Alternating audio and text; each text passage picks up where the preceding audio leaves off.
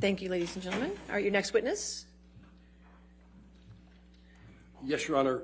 Plaintiff calls Edward White. Okay, thank you.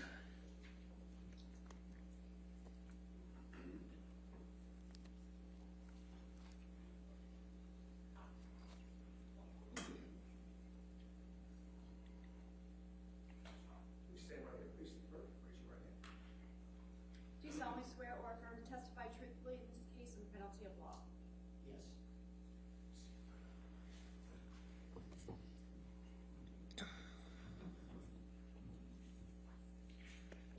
Good afternoon, sir.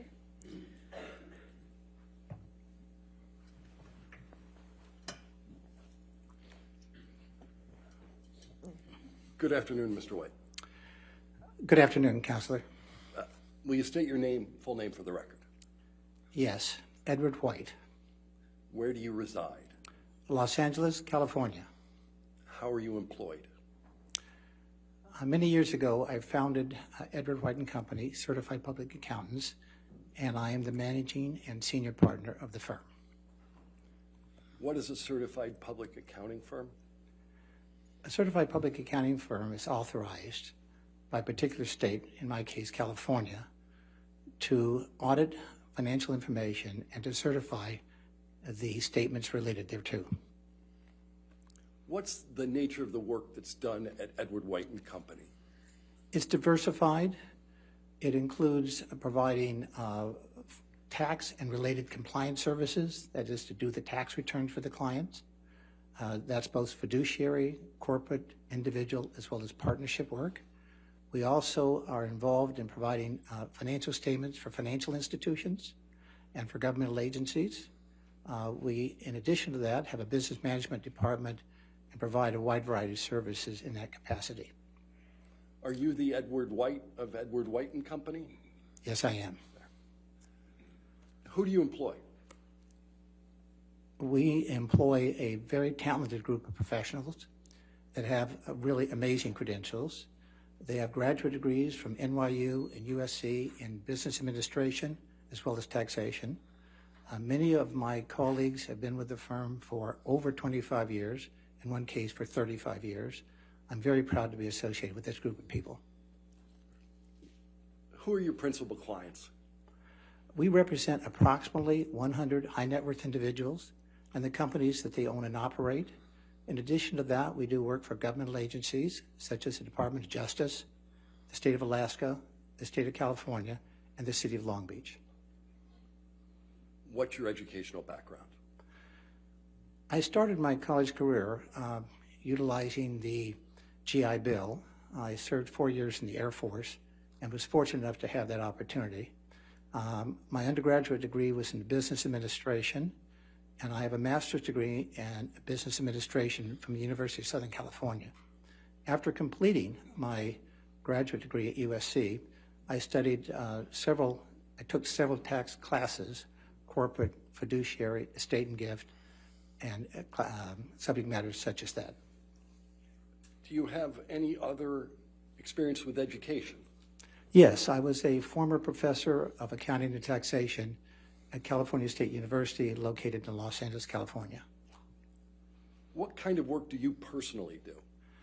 The work I do is primarily transaction-oriented, acquisitions of companies, dispositions, that is buying or selling a company, arranging financing with large financial institutions, consulting with clients where they feel it's appropriate for me to be involved, assisting my colleagues. As I mentioned to you, we have approximately 100 high net worth individual clients, and there's always something that I can contribute to. Do you hold any certifications?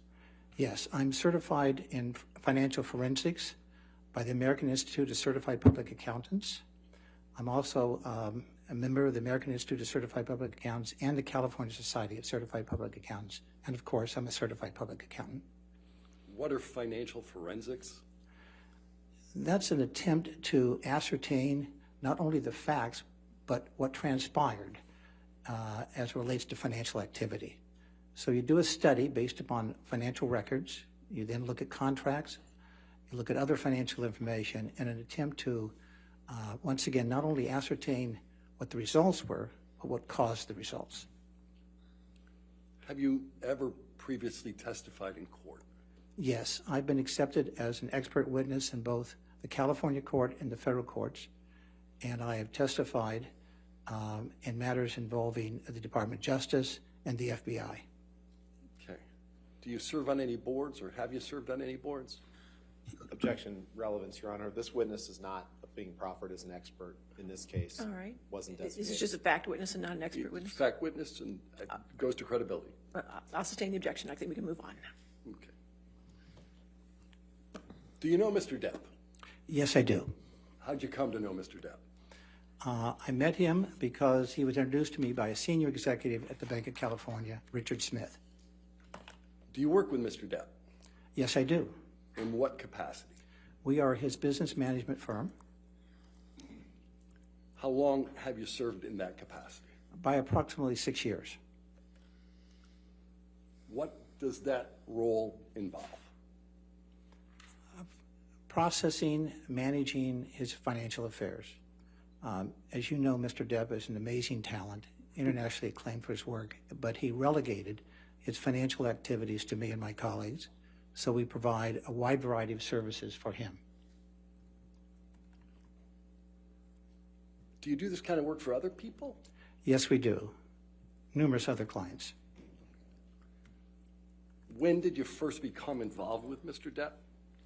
Approximately 6 years ago, after the introduction from Mr. Smith. What was the nature of the work that you were to perform for him? Initially, it was to perform a forensic study, evaluate his financial affairs, and to formulate recommendations on how he could manage his affairs in a more advantageous manner. After you conducted that analysis, what did you do? I met with Mr. Depp, the purpose of which was to share with him the results of our findings and to make recommendations on how he could resolve the issues he was confronting. When was that meeting? That meeting was on April 21st, 2016. Who called the meeting? I did. I called the meeting because I felt it was appropriate to meet with Mr. Depp and to discuss his affairs and to provide him with opportunities and plans and strategies to resolve the issues he was confronting. Where was the meeting held? It was held at his offices in Los Angeles, California. Do you know approximately what time it began?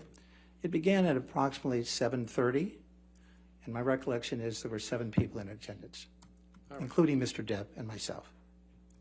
Was alcohol served at the meeting? Not to my recollection. I don't recall any alcohol being consumed. Did Mr. Depp stay for the entirety of the meeting? Oh, yes. He was very interested in the contents. He asked very thoughtful questions. He was fully engaged and fully sensitive to the matters that we were discussing. Did there come a time when Mr. Depp didn't participate in the meeting? No, he was very actively involved. He did excuse himself on 2 or 3 occasions. It's my understanding that he was going to contact Misheard and attempt to respond to her concerns and also address the fact that this was an extremely important meeting and that it involved his financial viability and that he felt it imperative to stay and address the issues I was discussing with him. When did the meeting conclude? At approximately 9:30. So it went for approximately 2 hours. At the conclusion of the meeting, what did you observe as to Mr. Depp? That he was fully engaged once again. He thanked me profusely for not only addressing the problems, but he was excited about the fact there was a strategy and plan to resolve the problems. Did he appear impaired to you in any way? No, to the contrary, I found him to I'm be, sorry, sir, there was an objection. All right, what was the objection? I'm sorry. Leading. Leading? Just, I asked him for his observation as to impairment. Well, if you want to ask different, I'll sustain that objection, but you can ask another question. Did you make any observations as to Mr. Depp's potential impairment? it was readily apparent to me that he was actively involved in the conversation. He asked very thoughtful and prudent questions. He was genuinely interested, and once again, when he left, he thanked me profusely for not only addressing the issues, but formulating a strategy and plan to resolve them in a successful manner. Did you play any role on Mr. Depp's behalf with respect to the dissolution of his marriage to Ms. Heard? Yes, I was actively involved in the negotiations of the separation and the marriage dissolve. What role did you play in those negotiations? Well, in my capacity as his business manager, I understood his financial capacity and the tax implications associated with it, so I was actively involved in addressing those issues as they were forthcoming from counsel. You mentioned tax implications. What are you talking about there? Excuse me? I think you just mentioned tax implications. What are you talking about there? Well, what I was talking about is that when Ms. Heard began the negotiations, she was asking for approximately $4 million. That Objection, balance Your Honor. then was Foundation, increased. Hearsay, lack of foundation, hearsay. These are requests made by Ms. Heard and her counsel in a conversation, in communications. Here, you want to approach for a minute? Let's- Certainly.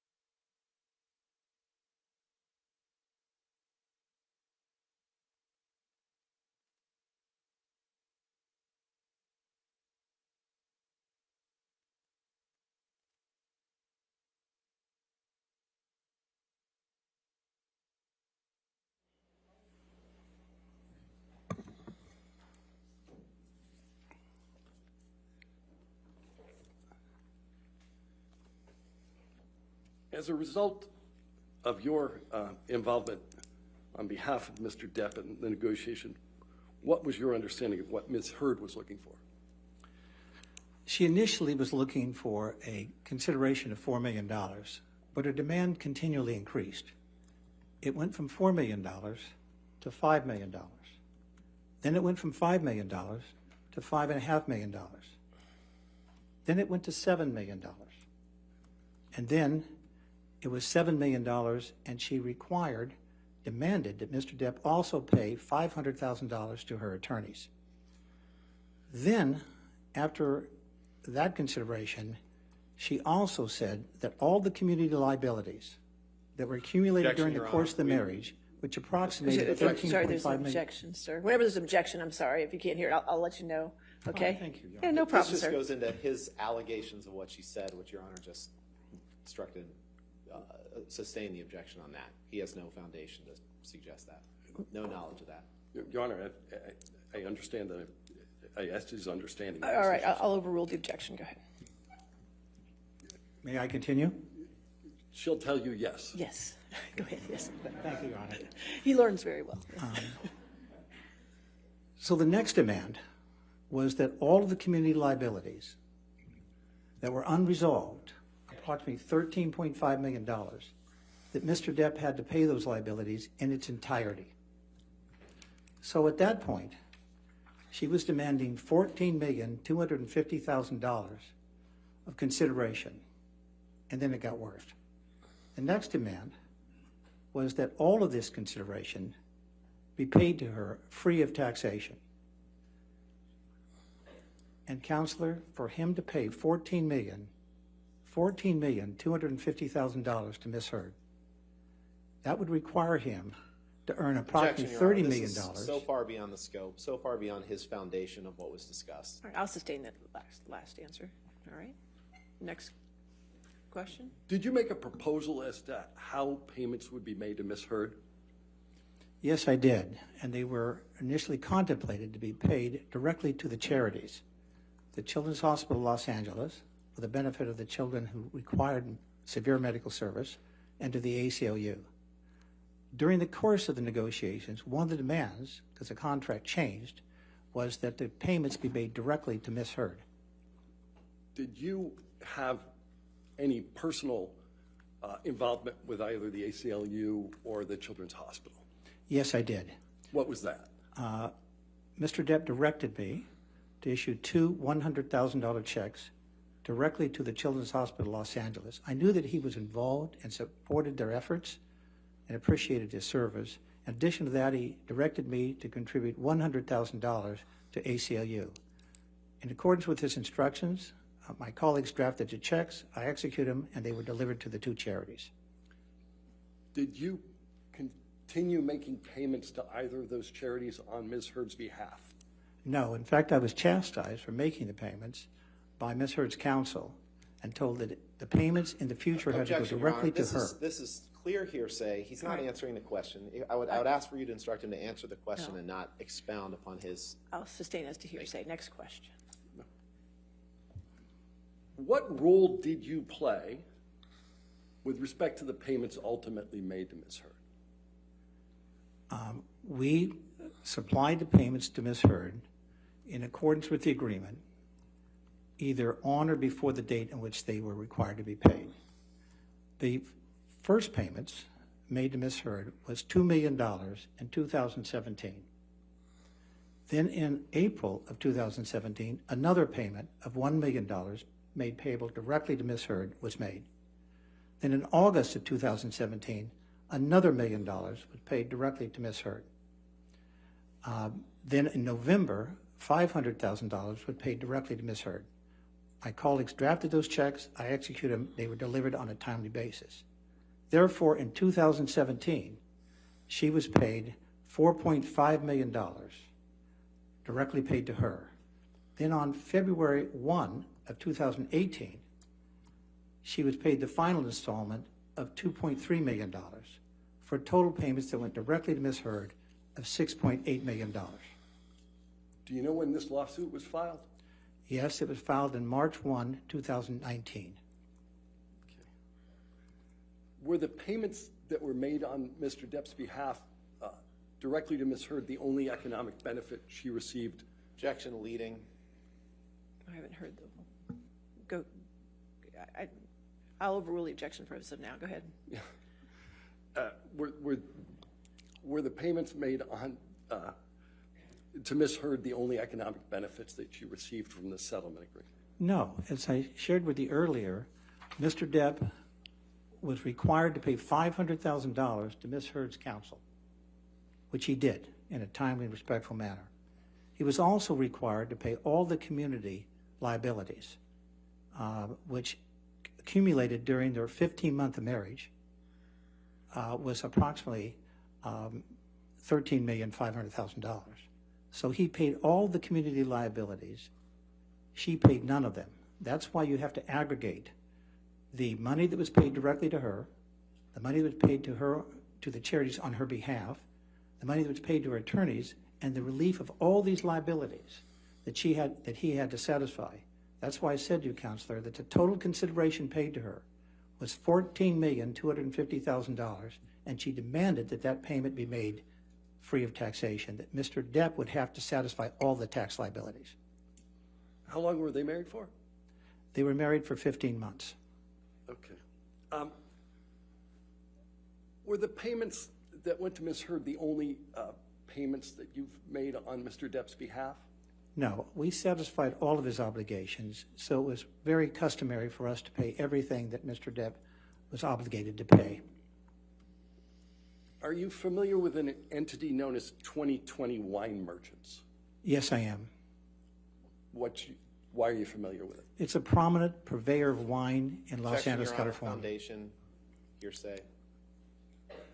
I don't see the hearsay, but I don't know. Foundation at this point. Can we Anticipating. Sure, have you approach? sure.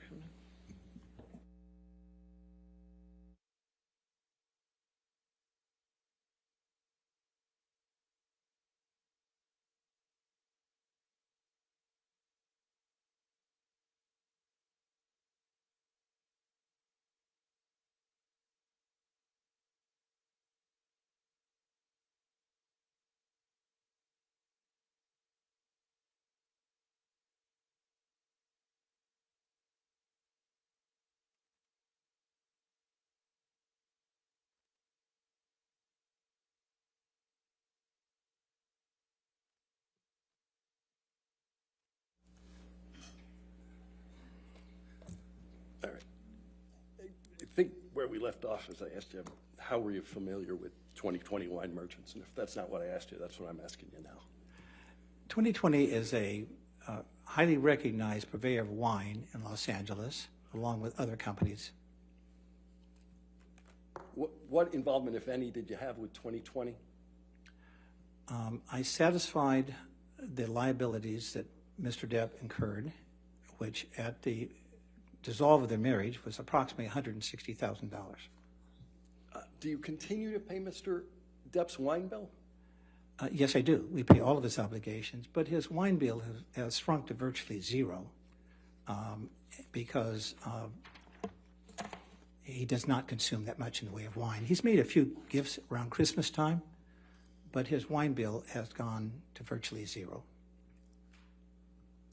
Are you familiar with a Spanish wine known as Vega Sicilia? Yes. How are you familiar with that? I know that it is a very expensive wine, and that I know that Misheard enjoyed drinking the wine. How much does it cost?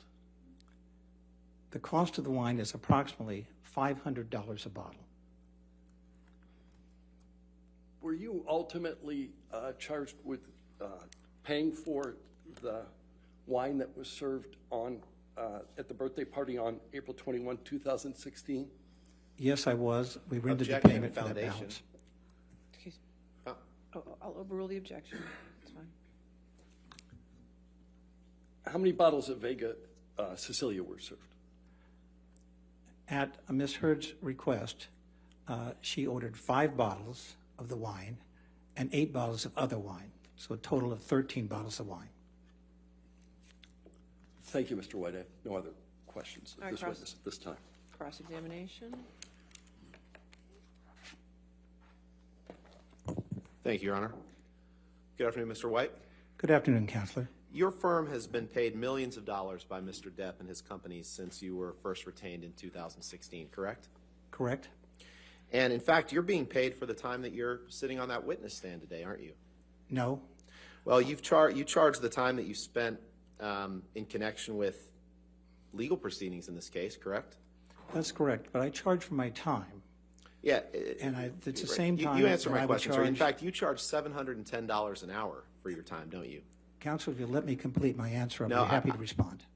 Sir, please try to stick to the question that I'm asking you. You've had your chance to go well beyond the question being asked, but if you could just please stick to the question I'm asking you, it would go a lot faster. Could you, I don't think your microphone was on there. Well, it's not really badgering. It's not an Yeah, thank you, Your objection, Honor. but that's all right. Sir, just if you could answer the question that's asked. Okay, thank you, sir. Thank you, All Your right. Honor. Let me start over, sir. You charge Mr. Depp $710 an hour for the work that you do for him, don't you? That is my standard rate for all clients, and yes, I do charge that rate to Mr. Depp. And you gave a deposition in this case. You remember that on or around February 2nd, 2022? Yes, And that day, you charged Mr. Depp $710 an hour for the time that you spent giving testimony that day, didn't you? yes, I did. And you charge Mr. Depp $710 an hour for anything that you do in connection with his account, don't you? Yes, I do. You have about 6 people working on Mr. Depp's account, correct? Yes, And whether through you or one of your colleagues, your main contact with Mr. Depp and his companies is his sister, Christi Dembrowski, correct? no, Who is your main contact? Mr. Depp. One of your colleagues maintains active communication with Christi Dembrowski, correct? Could you ask the question again, Counselor? One of your colleagues maintains active communication with Christi Dembrowski, correct? No,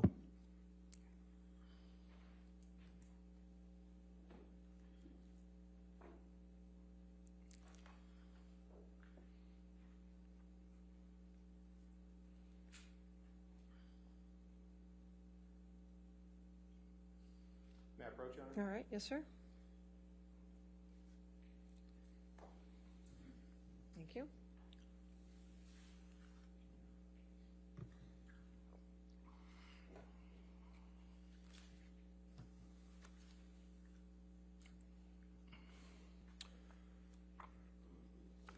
Mr. White, I've handed you the transcript from your deposition that you gave in this case on February 2nd, 2022. You remember that? We did it over Zoom? Yes, I do. Okay. And you swore to tell the truth in that deposition as best you can, correct? Yes, Okay. Can you turn to page 116 of your deposition transcript? certainly.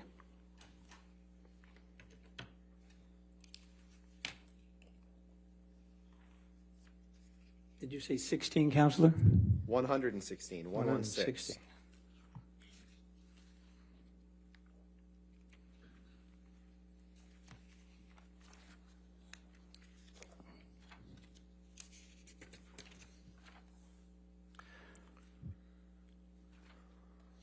Okay, I have it. And now you just answered no to my question about your colleagues maintaining communication with Christi Dembrowski, but at your deposition just 2 months ago on line 11 of page 116, the question is, what about Christi Dembrowski? The answer that you gave is, I haven't spoken to Christi in some time. One of my colleagues probably maintains an active basis of communications between her and our firm. Did I read that right? Yes, but you That need was to my define question, the just if term. I read that right, sir. Now, part of the services that you provide, that your firm provides to Mr. Depp, is to pay the bills to his doctors, correct? Yes, And you make payments relating to maintenance or damages to his properties, correct? yes, Now, you were contacted in early 2016, right? You testified to that to do work on behalf of Mr. Depp? we were engaged in March of Engaged. 2016, if that's your question. Right. Around February 10th, is that when you were first contacted? I do not recall the date. And you said you were introduced by executives, a guy named Richard Smith at the Bank of California? Yes, Mr. Depp owed significant amount of money to the Bank of California at that time, correct? no. He owed money to the Bank of California, correct? I do not recall that he had an active indebtedness with the Bank of California. He had other commercial loans, but not with the Bank of California. And after you were brought on, you developed an understanding that Mr. Depp's financial status was very challenging, correct? It was challenging, but we had an ability to resolve the problems if they were properly addressed. He had liquidity problems, right? He had substantial assets in excess of his liabilities, but he had short-term obligations that needed to be satisfied. Let me just ask that again. At the time that you were brought on, he had liquidity problems, correct? Can you define liquidity for me? I'm asking you. At the time he was brought on, he had liquidity problems, correct? I would define the term liquidity as where the short-term assets are less than the short-term liabilities. And if that's how you're defining liquidity, I would agree. In layman's terms that I can understand, because I don't speak all the kind of business school terms that you speak, he didn't have enough money at the time, correct? He was spending more than he was bringing in, correct? Yes, And you gave him advice about how he could hopefully get out of that problem, correct? yes, Okay. And just to be clear, Mr. White, because you've testified to some degree of knowledge about wine that you allege that Misheard requested, so you seem to have some knowledge of Mr. Depp's spending. Misheard didn't buy any of the dozens of properties that Mr. Depp owned, correct? correct. He owned the assets prior to their marriage. She didn't pay $5 million to blast Hunter Thompson's ashes out of a cannon, did she? Not to my knowledge. She didn't buy a yacht that she couldn't afford and then have to sell it to J.K. Rowling, did she? Not to my knowledge. Now let's talk about that meeting on April 21st, 2016. You said the meeting started at about 7:30 p.m. Yes, and lasted till maybe 9:30, is that right? yes, And you have no idea, no personal knowledge where Mr. Depp went after he left that meeting, do you? that is correct. I did not go with him. I went home. And at that meeting, Mr. Depp was given some catastrophic news about his business, correct? He was given news that he needed to address a number of financial issues, but I had a strategy and plan to fully resolve them. That news that he was given that night was catastrophic, wasn't it? No,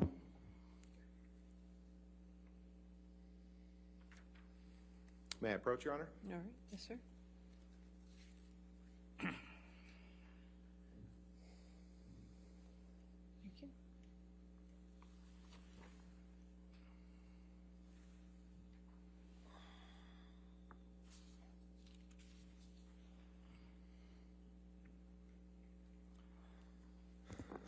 Mr. White, let's do this again with another under oath series of statements. You gave testimony in the UK trial, did you not?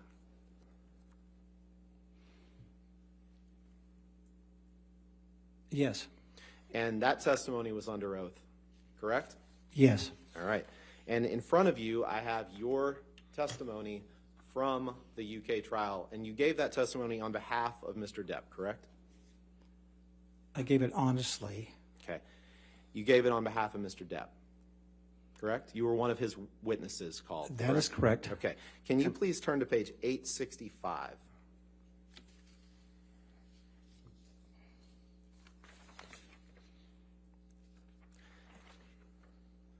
And it's just the second page of the document, upper left. Before that, the questions are talking about this meeting on April 21st, 2016. And you were asked the question, now Mr. Depp was given some catastrophic news about his business. Answer, that is correct. Did I read that right?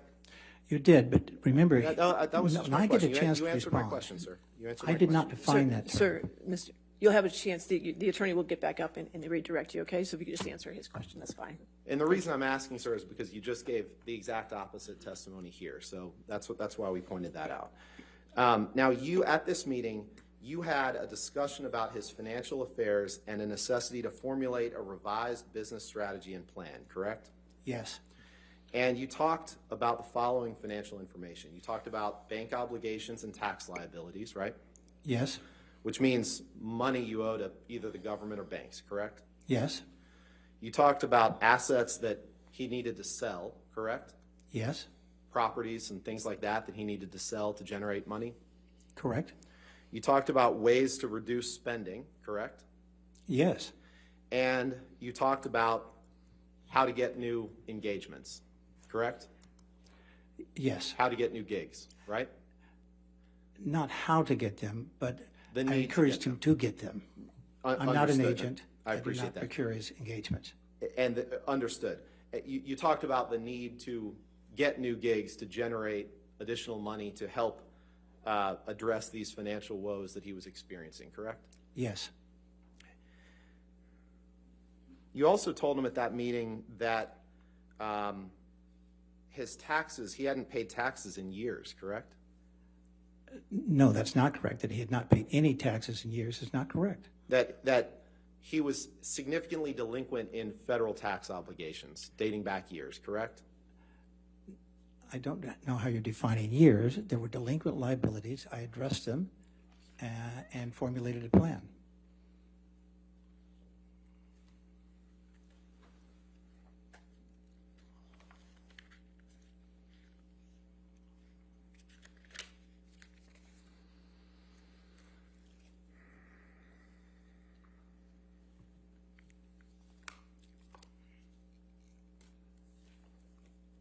And you talked about the significant delinquent tax liabilities that would run into the millions of dollars for taxes unpaid, correct? That is correct.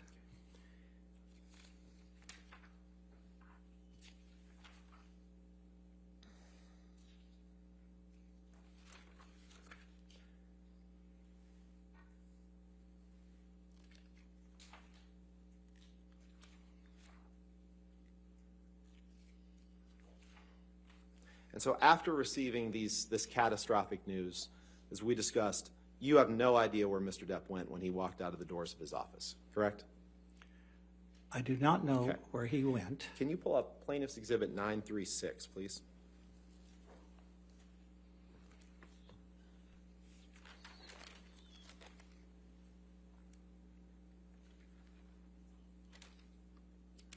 And Mr. White, I'm not going to, this is a long document that we can scroll through, but what I'll represent to you, and Michelle can sort of scroll down, is that these appear to be Mr. Depp's tax returns for Mr. Depp and his companies from 2009 to 2019. Do you see that?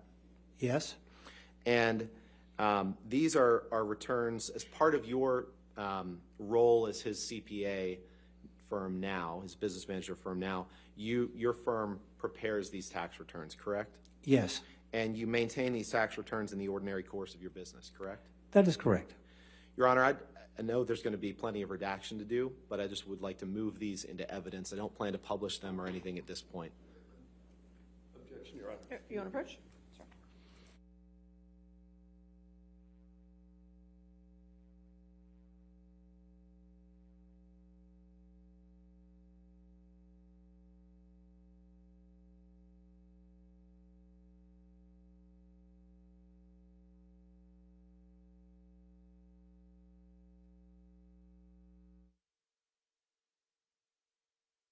All right, so 936 will come into evidence, but I'll wait for redactions and they will not be published. Okay? Thank you, Your Honor.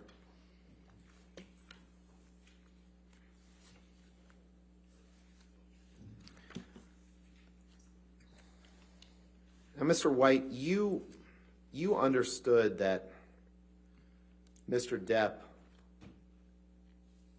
showed up hours late for work on Pirates 5, correct? That is not correct.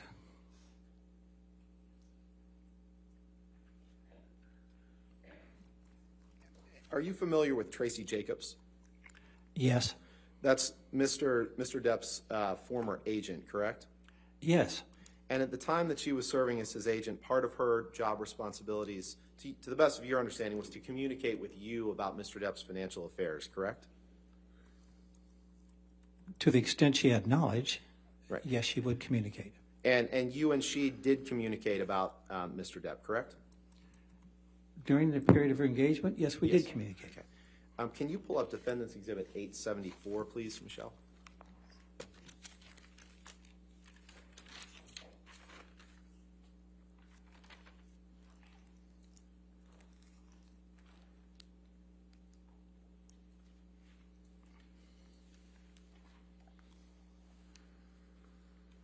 Mr. White, do you see here this text exchange between you and Tracy Jacobs?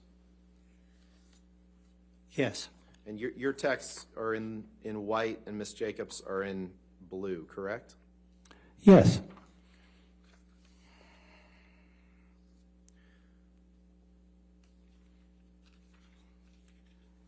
Michelle, could you please scroll to the document that is Bates stamped Depp 19246. It's about the fifth or sixth one down, please.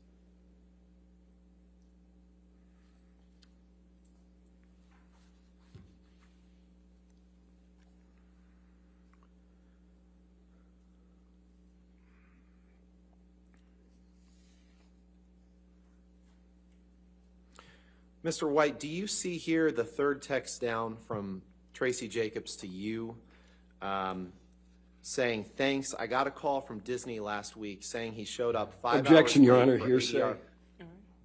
It's not hearsay, it's party opponent. She's his agent. I'm happy to approach if you'd like to discuss. You want to approach this one?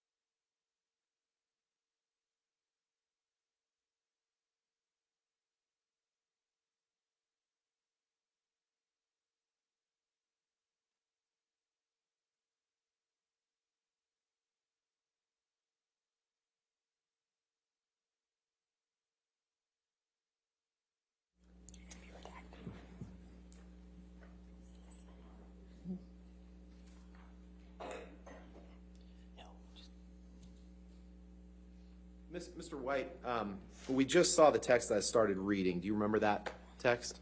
Yes. Okay, we're just gonna show you and move for admission of that page of the document with that text. So I just wanted, since you won't see anything else, I just wanted you to orient yourself that that is the text that we were just reading, okay? Fine. All right. That page or that text? They're going to redact it, just that one text. Thank you.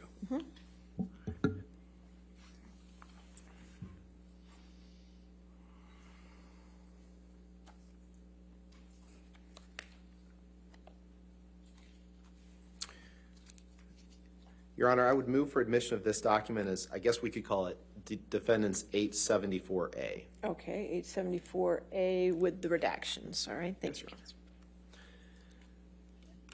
Mr. White, you just testified a few minutes ago that you didn't have any understanding of Mr. Depp showing up late for work on Pirates 5, but in fact, you received this text from Tracy Jacobs that says, "Thanks. I got a call from Disney last week saying he showed up 5 hours late for ADR work in London for Pirates 5. I really need to speak to him before he starts work on his next project in LA." Did I read that right? Permission to publish this, Your Honor? Oh, yes, I'm sorry. Thank you. Do you want me to respond? I just wanted to ask you if I read that right, that you received this text message saying in part, "I got a call from Disney last week saying he showed up 5 hours late for ADR work in London for Pirates 5. I really need to speak to him before he starts work on this next project in LA." Did I read that right? I believe you read it right. Thank you. Now, at some point you became familiar. You can go ahead and take that down, please. Thank you. At some point you became familiar, as you've testified, with what Amber planned to do with money that she got from Mr. Depp in the divorce, correct? It was the understanding from the beginning the money would be contributed to charities. To two charities, to the Contracts were Children's drafted in that Hospital, manner. Children's Hospital of LA and the ACLU, correct? That is correct. And as we discussed, you wrote checks to those two organizations that were part of Mr. Depp's divorce payment, but they were just sent directly to those organizations, correct? Yes. Can you please pull up Defendant's Exhibit 1639? Actually, let's do Defendant's Exhibit. Yeah, we'll do 1639. Thanks.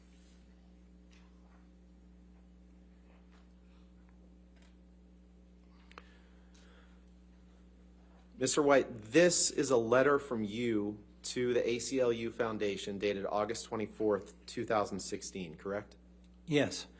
And as part of your work for your 100 or so high-profile, high-net-worth clients, you've helped clients set up pledged contributions to charities before, correct? Yes. And sometimes those payments are made over a period of time, correct? Yes. Charitable donations aren't always paid at once, correct? That is correct. And when you make payments on behalf of your clients to charities, is it customary for you to send a cover letter like this? In some instances, yes. In some instances, no. Okay. But in all instances, that there is a signed agreement and an understanding of when the payments will be made. Sir, that wasn't my question. My question was just, is it customary for you to send a letter like this? And I think you've answered that. And so when you send letters like this on behalf of your clients, do you prepare such letters in the ordinary course of your business? In some instances, yes. And in the instances in which you prepare those letters, do you then maintain those letters in the ordinary course of your business? Yes. Your Honor, I'd move for admission of Defendant's Exhibit 1639. All right, objection? No. All right, 1639 in evidence, and you can publish it to the jury. Thank you. And Michelle, if you could please just scroll through, Mr. White, I just want you to see there's the letter here. We'll come back to the letter. And then there's the check that you're making out to the ACLU. Then there's, I guess, the envelope or something, right? Correct. Okay. If you can go back to the letter, please. So in this cover letter, you tell the ACLU that you're enclosing a check for $100,000 and that the donation is being made in accordance with Misheard's pledged gift of $3.5 million to the ACLU Foundation, correct? Yes. And you also write that the check represents, just go ahead, that the check represents the first of multiple scheduled installments, correct? It was my understanding Yeah, that I'm she just was asking going if to that's what you contribute wrote. I'm just asking if that's $3,500,000 what to you wrote, children. sir. You've asked me a question. I'm trying to respond. No, to I was actually just asking if that's what you wrote. Would you ask the question again, please? Yeah, you write, this check represents the first of multiple scheduled installments to honor the full amount of Misheard's $3.5 million pledged gift. It was my understanding she was going to contribute the money, and that's Okay, consistent sir, with my I just response. asked if that's what you wrote. I think you've answered that. Can we please pull up Exhibit 1596? Your Honor, before we go to the next exhibit, can I raise an issue at the, Okay, at sure. the bar? Thanks. 1, 5.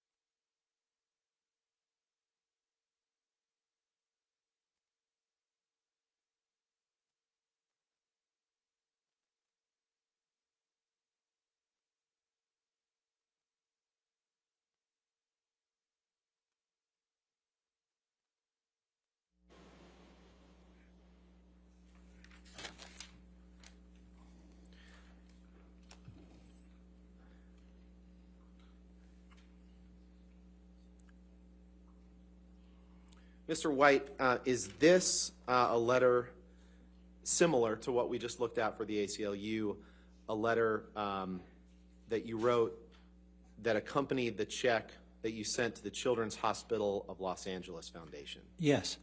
And this letter and the whatever payment, or sorry, this letter is one that you would have prepared in the ordinary course of business, correct?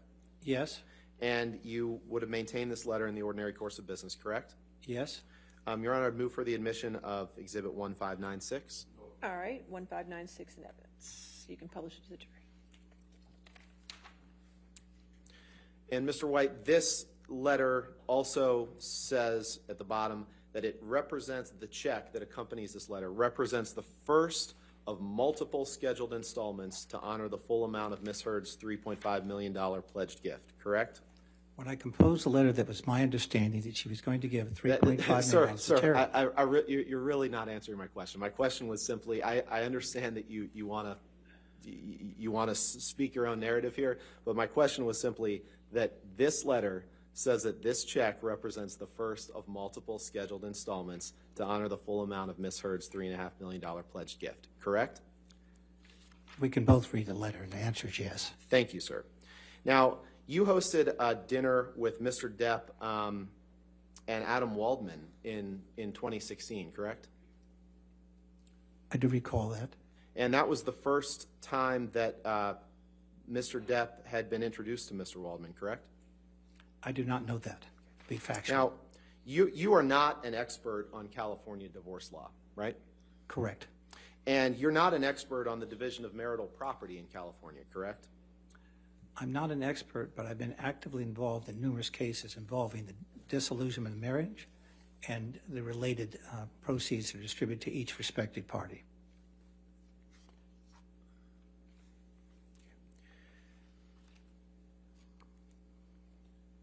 Now, you can't give any sort of legal opinion or testimony as to whether or not Misheard would have been entitled to more in the divorce settlement with Mr. Depp than she received, correct?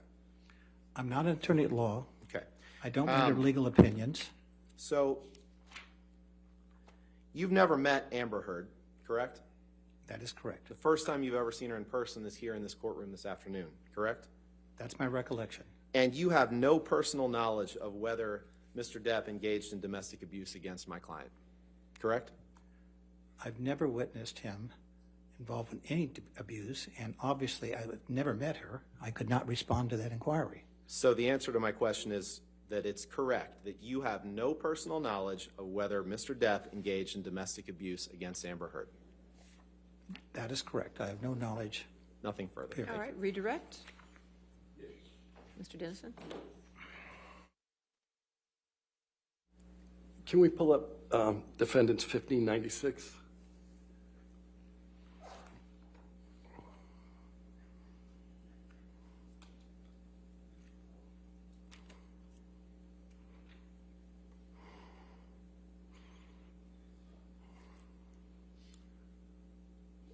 Sir, could you read the last line of your letter? This check represents the first of multiple scheduled installments to honor the full amount of Misheard's $3.5 million pledged gift. What was the schedule for those payments? They were scheduled. I don't know the schedule because I don't have a copy of any pledge that she made, if that's your question. Okay, thank you very much. One more question. Has Mr. Depp paid all his taxes? Yes, he has. He's fully current with all of his federal, foreign, and state tax obligations. Thank you.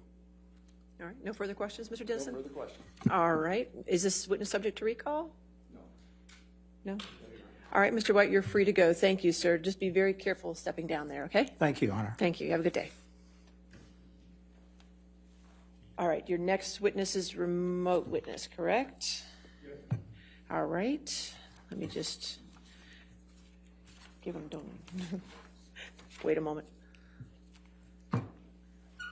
Your Honor, may we just ask what witness they plan to call? I see a Mr. Connolly in the lobby, so I'm assuming that must be the one.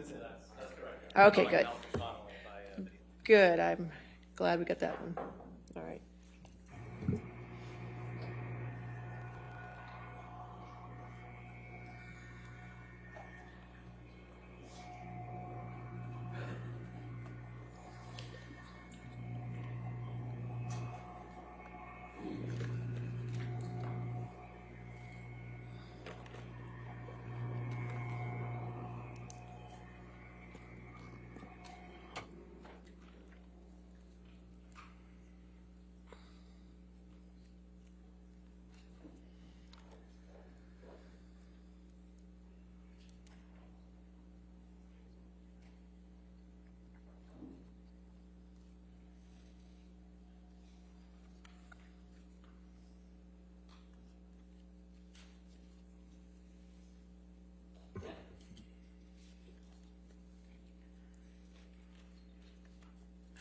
Mr. Connolly, can you hear me?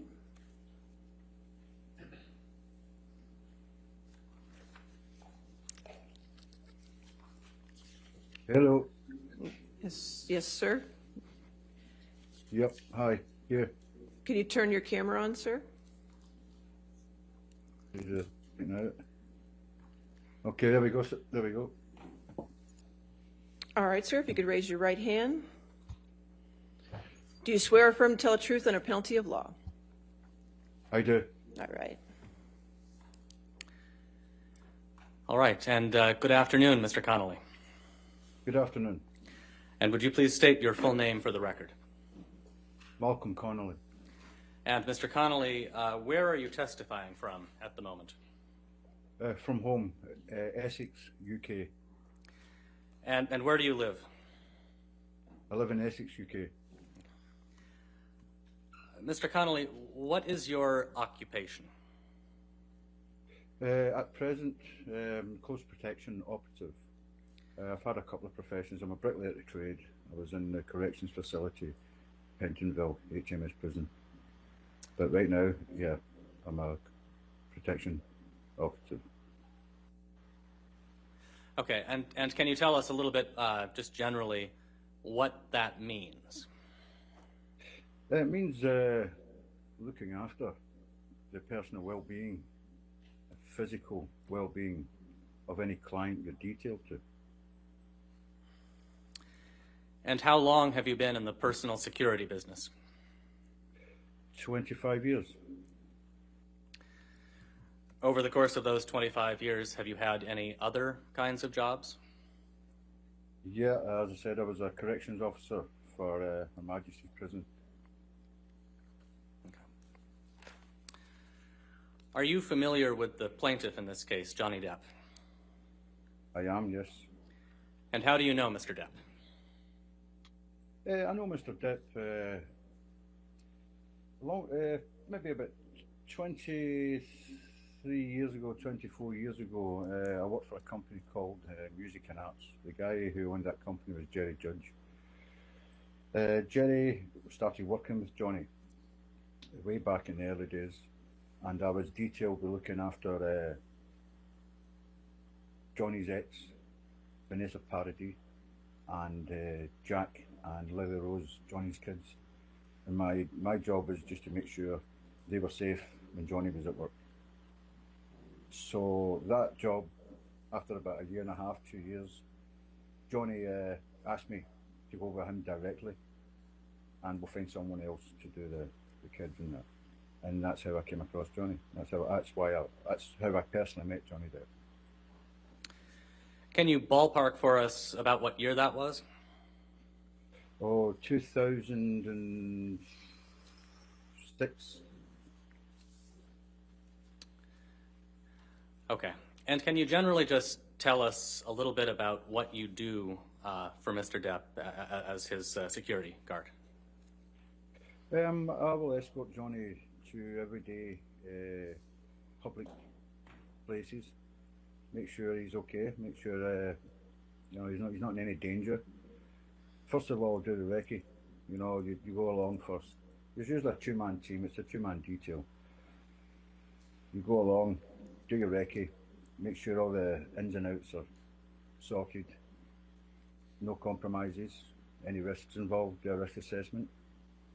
We do the job. I look after him. Basically, I look after Johnny whenever we're in public domain. Whenever we're going to be in a public domain, I will look after Johnny. Okay. And how about the defendant in this case, Amber Heard? Are you familiar with Miss Heard? I am familiar with Miss Heard. Yeah, I first met Miss Heard in probably 2000, and I don't recall the actual date. Probably about 2010, maybe around there. She came into the UK to do a promotional job for a movie called Drive Angry. My boss, Jerry Judge, asked me to take the detail. Went and met Amber, started the job. Amber was with her ex, Tasha, and I looked after Amber for a week. Pleasant week, it was fine, great. Does anything stand? Sorry, yeah. After that week, I never seen Amber again until we did the Rum Diaries, the premiere after show of the Rum Diaries. Okay, so let's move to the Rum Diary then. When did you see Miss Heard? How did you see Miss Heard in connection with the Rum Diary?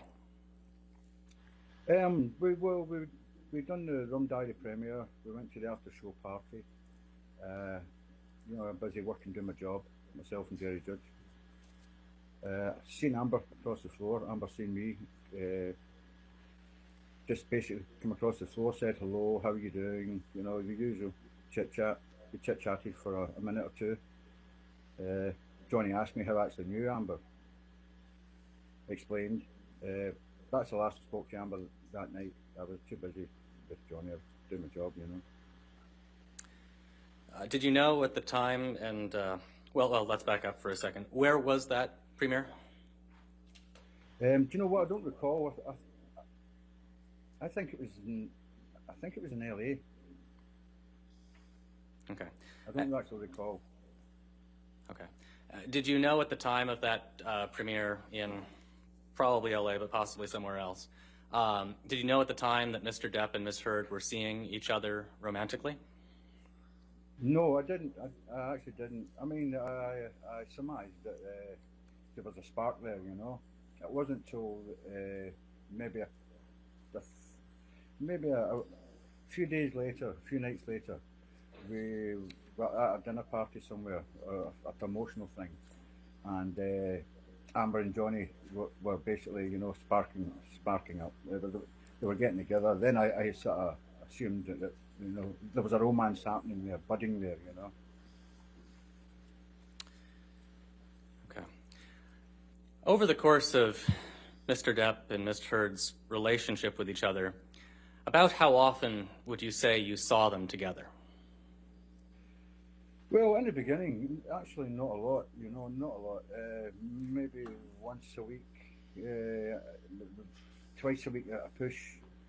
But then it started, it started maturing into something, into a relationship. So more often as the time went on, you know. And as time went on, did you have an opportunity to observe how Mr. Depp and Ms. Heard interacted with each other? At the beginning, lovey-dovey, everything was great. The honeymoon period was on, and it was, it was good. I mean, it was great to see Johnny happy again. Amber was, you know, lovely, charming, as she usually is, you know, good as gold. And then things started to change. Amber started to change. Amber started getting a bit, I would say, a bit more feisty, demanding, you know. I could see that Amber wanted to wear the pants in this relationship. That was pretty obvious. And what in particular made you think that you observed personally? Just the way, if something wasn't quite right, or Amber could get a bit frosty at the drop of a hat. So as time went on, you know, I could see them change. I could see Amber change. I could see Johnny getting quieter. You get into the car and nobody was speaking, and you know, it just things started changing. Amber started getting a bit more grumpy, shall we say. How did she get along with you? Absolutely fine. Amber was fine with me. Amber was never anything but professional, polite with me. You know, she was. Amber was fine with me. Did you ever see or hear any arguments between Mr. Depp and Ms. Heard? When you say see, I heard. I mean, I could hear at times in certain accommodations we'd be staying at. I could hear Amber, screaming, you know. I could hear shouting and bawling, and I could hear it going on, But I mean, I wasn't there every single night. When we're working in the UK, there's nights maybe I'd get home because Jerry would be there. But I did hear. Yeah, definitely for a fact. I could hear sometimes the shouting and bawling, you know. It's mostly I could hear Amber screaming, you know. And about how, I recognize this was years ago, but can you estimate for us how regularly that happened? I can't say regularly. I can't say it was like every day, but you know, it got more regular. It got more often than not.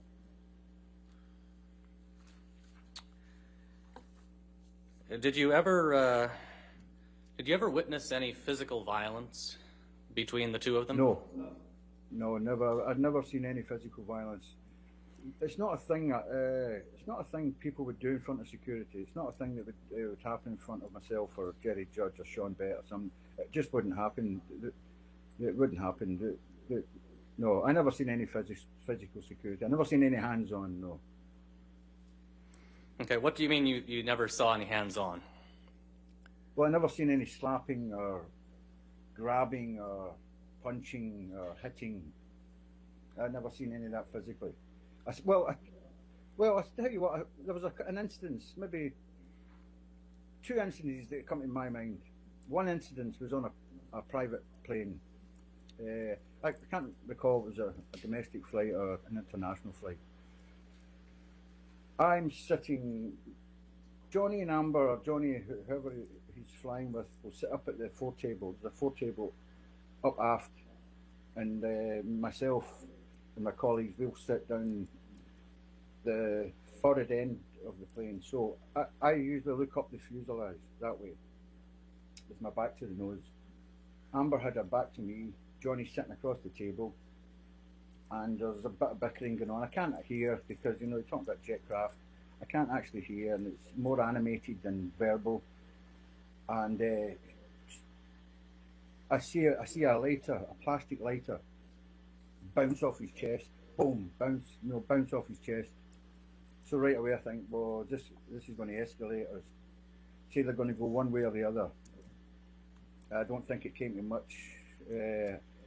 I remember Johnny just sort of, smirking and looking away as if to say, well, what is that? It kind of attitude, And Johnny tips his hat, puts his head against the window, and whoa, I'm out, Another time, I was at the loft apartment. I was in the security room in the loft apartments with a security guard called, do you know what, I can't recall if it was Sean Bett or a guy called Donovan. Anyway, I got the text. I was down there to pick him up to go to the West Hollywood accommodation. And I got the text. Objection No. to the extent he's going to talk about what the text is, that's hearsay. You can just tell us what you observed without without recounting the contents of the text. Okay. I'm instructed to go and get Johnny, and because we're leaving. Objection. He just said what he was instructed to do. That was All right, I'll sustain the objection if you can. What did you do after you received the text? I go to the loft apartment. The door's ajar slightly, just a what you call a crack in the door. Push the door open and I go in, shouting. There's a bit of shouting going on. I can't hear. I'm in the wrong area of the apartment. But as I turn to the left into the more of the lounge area, there's a soda can. I don't know if it's a Coca-Cola or a Sprite or I don't know what it was. But it's launched from the mezzanine, and Johnny's had this huge TV, the biggest TV I've ever seen, in fact. But and it's on this mechanical arm, which is an actual piece of artwork that Johnny had got commissioned. And anyway, this big mechanical arm holds this TV. So this can of pop, you're going to call it pop, smashes on that, but by force, let me add, because it made a bang, boom. And all I can hear is it spraying all over the place. Johnny has already got his jacket on and a bag over his shoulder. That's why he's called me in, because we're leaving. I just pick up the other bags, pick up the 2 bags, put my hand through Johnny's arm and say, right, boss, we're leaving. We walk out the door. And we go halfway to the West Hollywood. Johnny's already calmed down, he's like, man, can you... objection to the extent he's talking about what Mr. Depp is saying. All right, I'll sustain that objection. Continue. If you have, I think we can move on. Okay, Yeah. all right. Next question. Just to clarify, Mr. Connolly, when the soda can was launched from the mezzanine, where was Mr. Depp in relation to where the soda can landed? Probably 10 feet, maybe 10 feet back from that. 10 feet back from that. Okay, and just to make sure we're on the same page, when you refer to the loft apartments, what are you referring to? The downtown LA Eastern Building. Okay. What was did you form any understanding as to where, as to who had thrown the soda can? Objection, speculation. Okay. Oh, hold on, sir. Speculation, foundation. I'm just asking him if he formed an understanding, and he can state the basis for that if he did. If you want to lay a foundation. Did you, to your knowledge, was Misheard present in the apartment at the time? Objection leading. Yes. I'll allow I could it. hear her. I never seen her physically, but I could hear her voice. Yes. Okay. And where did could you tell where her voice was coming from? Upstairs, just upstairs. Okay. She wasn't on the lower apartment with us, so I can only imagine she was upstairs. Other than the cigarette lighter and the soda can, anything else similar to that you observed? No, I can't say no. Did you ever observe any physical injuries on Misheard? Never, no. How about on Mr. Depp? Yeah, yes. It started off with maybe a scratch once in a while, a swelling, but it got more.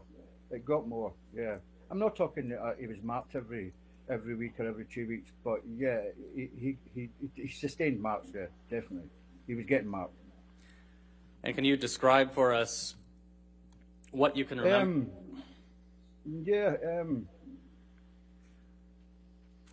Objection, Your Honor. Can we Any presence can we service. broach for Okay, a minute? all right, hold on, Mr. Connolly, for a minute.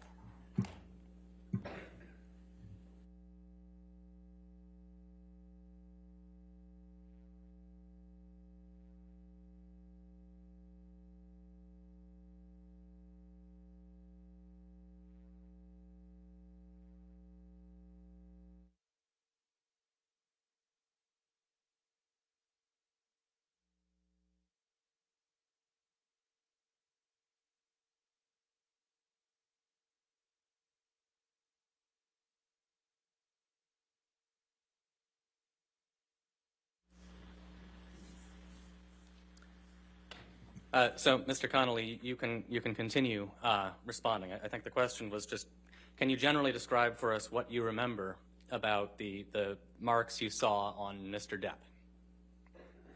Yes, as I was saying, in the prison service, you're taught to pick up, log in your mind, mental logging in your mind, marks, bruises, bully patterns, stuff. What I noticed straight away was most of these marks and most of these things through my training is happening in the left-hand side of his face, and it would be scratches on his neck, maybe a fat lip in the corner, maybe a bruising on the eye socket. Dull impacts, except for obviously the scratches, maybe on his left ear. Sometimes it'd be two marks, 2 lines, 2 trams, 1. Yeah, yeah. And it was getting more regular. As I say, not every week, but it was definitely happening. Yeah. Can we see Plaintiff's Exhibit 162, please?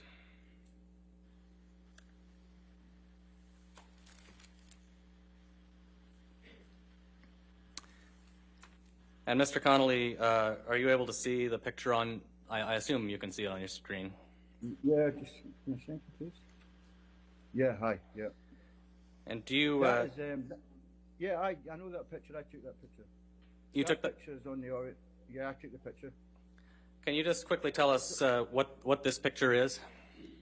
This picture is Misheard and Johnny's honeymoon on the Orient Express on the East Line from Bangkok to Singapore.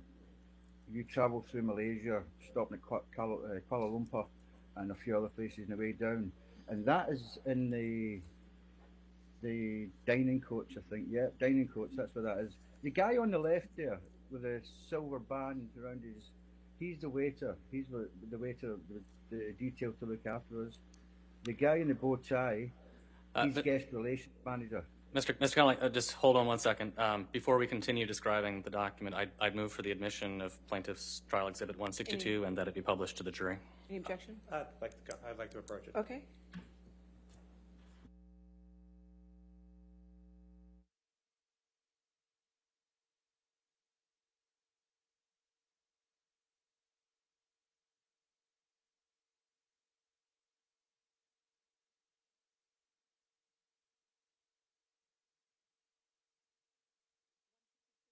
You can publish it.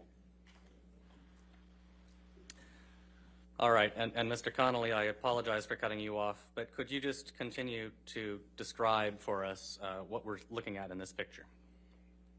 Yeah, as I say, the guy in the bow tie, he's guest relations manager. He was detailed to, fix us up anything we needed, to excursions and transports and stuff. Then it's Misheard. The guy, that's the chef who looked after he cooked for us. He's a great chef, by the way. Yeah, he looked after us. And that's Johnny. And I also noticed, if you look at that picture, like I said, on the left-hand side under his eye, there's a swelling. And you see a swelling just on the left-hand side of his nose and under his left eye. And what do you interpret that swelling to be? What do I interpret it as? That's either he's walked into a door or a door's walked into him. Okay. Can you tell us anything, and we can take this down, I think. Thank you. Mr. Connolly, can you tell us, well, first of all, what, do you recall what year Mr. Depp and Misheard went on their honeymoon in the picture we were just looking at? That would, is it, I don't know, is it 2013? 2013? Okay, and were you, well, you testified that you took the picture, so you were there, I assume? Absolutely, yes. What can you tell us about that trip generally, and particularly focused on how Mr. Depp and Misheard were interacting with each other? Started off good. Johnny's cabin was maybe 15 metres down the corridor from mine. There was no cabins in between. There was like storerooms, like, you know, blankets and cutlery and stuff. So the cabin was quite not a big massive distance, but you know, it wasn't like the trip started fine, absolutely fine. I think it was 5 days maybe. 2 days, 3 days into the trip, I can see Johnny going down. I can see him coming down, you know. He's just not enjoying this. He's not enjoying this. But you know, I can't. It's not my business to step in and that. I just do my job. But I can see he's not enjoying this. He's not happy. He's not happy. Did you ever observe any arguments between Mr. Depp and Misheard in this time frame? Just not arguments, but some frostiness. Misheard sort of demanded that, you know, we have our own dining cart, if you like. So me doing my job, I inquire to the guest relations guy there that you've seen in the photograph, and he quite rightly tells me that, you know, there's other Objection, VIPs hearsay. in the Objection, train. hearsay. All right, objection to hearsay, all right. I think we can move on. Okay, I'll Yeah. sustain the objection. Next question. All right, so Mr. Connolly, well, taking a step back for a minute and changing topics slightly, have you ever seen Mr. Depp use any drugs? I don't think I'll allow it. Go ahead. Yes, I've seen him smoke marijuana.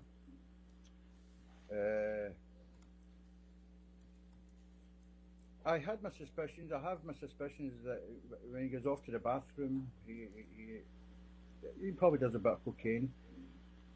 I've never seen him do it, as Mr. Depp would never do a line or anything of cocaine in front of me, or Jerry Judge, or Sean Bett, or anybody. Johnny Depp would never compromise my license, my position, and embarrass me like that. It wouldn't happen. So, to answer to your question, I've seen him smoke weed, yes. You noticed any particular, what changes, if any, have you noticed in his behavior when he's under the influence of marijuana? To be honest, a bit more relaxed, no sort of uptight. But he's not out of his head. He's perfectly functioning. I mean, you can talk about anything, any conversation you want to talk about. He's neither up nor down with that, you know. He really isn't. He's got a very high tolerance for any substance, Johnny. You know, I would say so. You know, I think Jack Sparrow's more drunk than Johnny Depp, to be honest. So okay, so that's marijuana. What about alcohol? Same question. He used to like a wine, and the last I would say the last couple of years that's dropped drastically as well. It's in my last year with Johnny, it's quite actually rare now. It's not rare, but he's not a big boozer now. He's not a boozer now, you know. He's not. And he was never out his head in wine. He was never, you know. I think I've seen drunk in the 20 odd years I've been with Johnny. I think I've seen him drunk twice. And but when I say drunk, I mean drunk. Other than that, there's not a lot of difference in Johnny's demeanour or behaviour.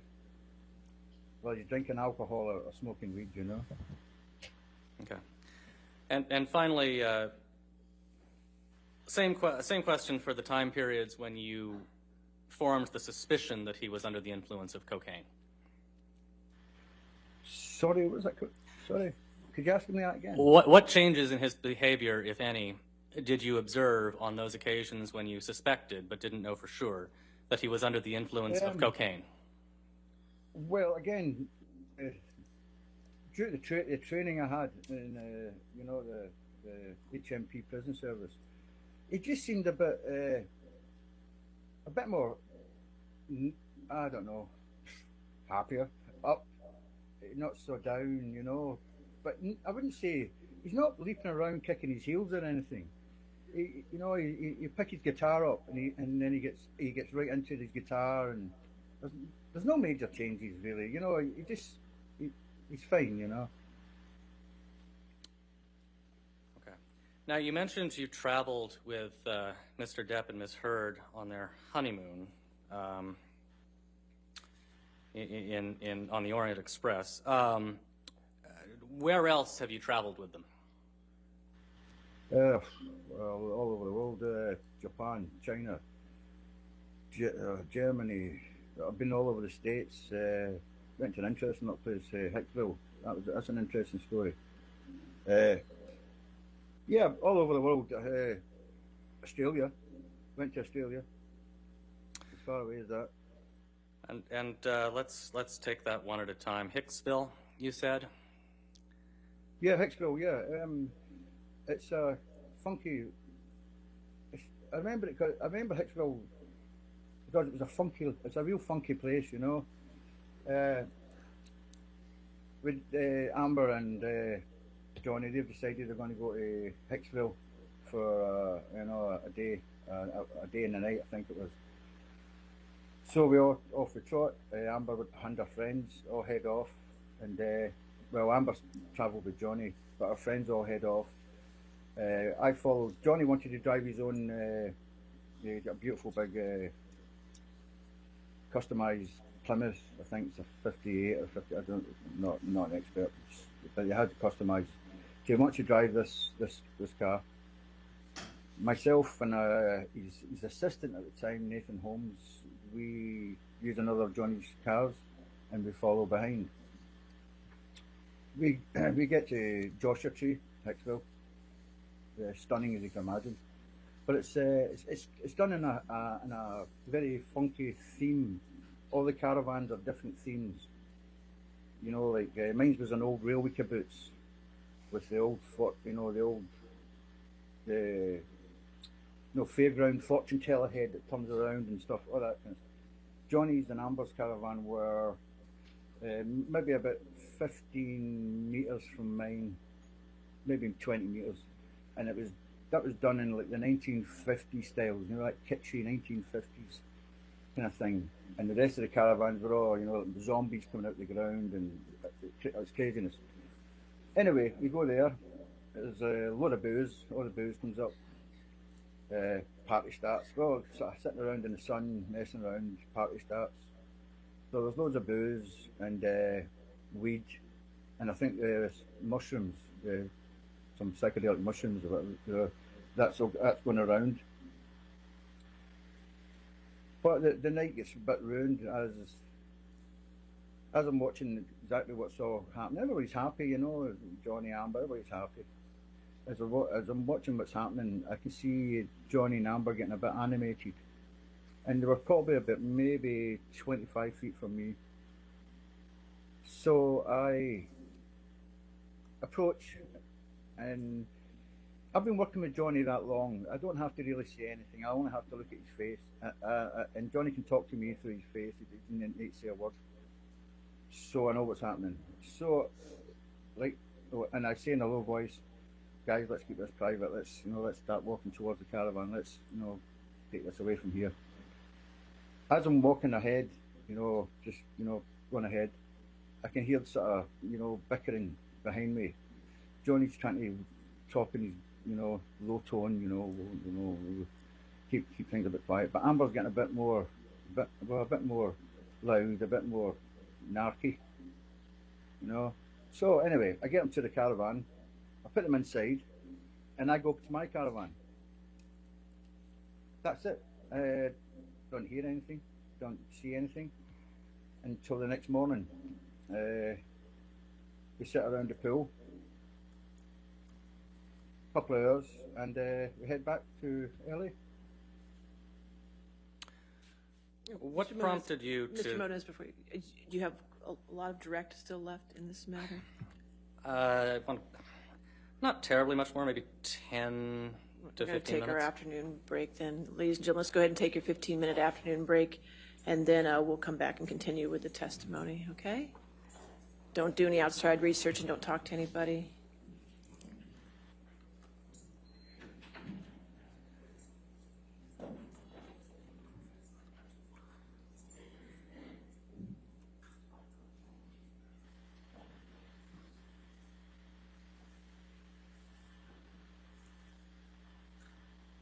All right, Mr. Connolly, I'm going to put you in the lobby for our break, okay? I'm going to come back and put you back in about 4:20 our time, okay?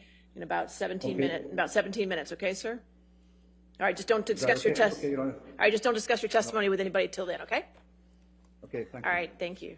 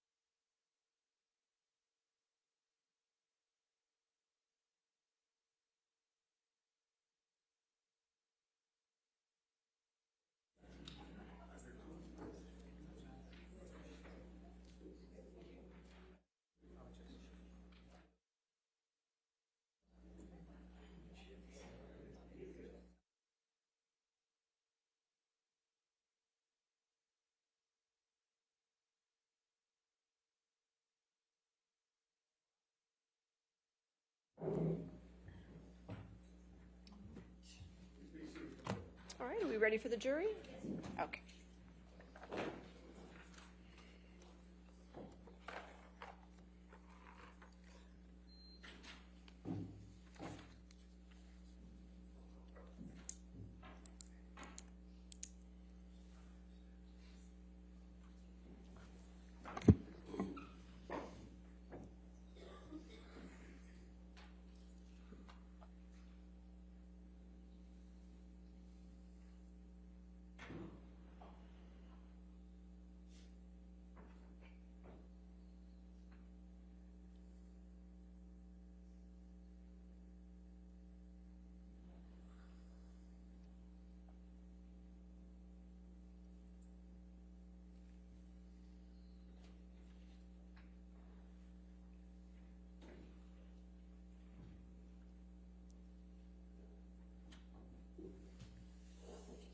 All right. All right, Mr. Connolly, can you hear me okay? I can, yes.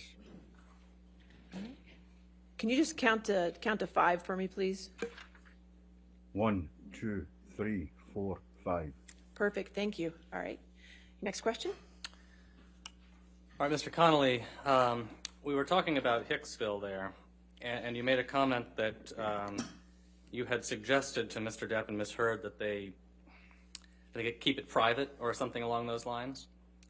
I did, yes. My question is just what prompted you to make that suggestion? Well, it was getting kind of animated. You know, it was getting animated, and you know, no one wants to see their either dirty laundry in public. Were they both animated? More so Amber. Johnny, yes, but more so Amber. Do you remember anything in particular that Misheard was saying at the time? I don't recall, no. As I say, it wasn't really coherent. It was more the animation, you know, the head movements and the stern looks and stuff that prompted me to do what I have to do, you know.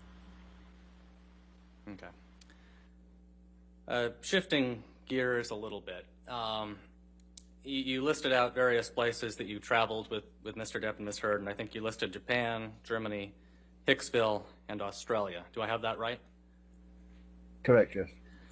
When were you in Australia? That'll be 2015, Pirates 5. And what were you doing in Australia? My job. In that occasion, I flew out first. I usually fly out first to do the advance. The advance includes the check-in and accommodation. Not so much accommodation because Nathan Holmes, Ben King, and the chef called Russell, they would already been at the home, and got that sorted out.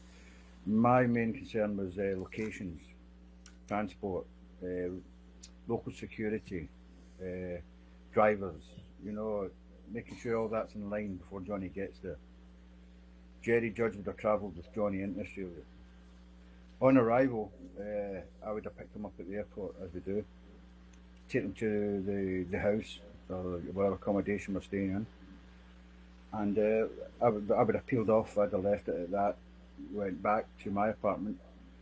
Johnny would have been in maybe, it could be up to a week for, you know, makeup, costume, before any shooting starts.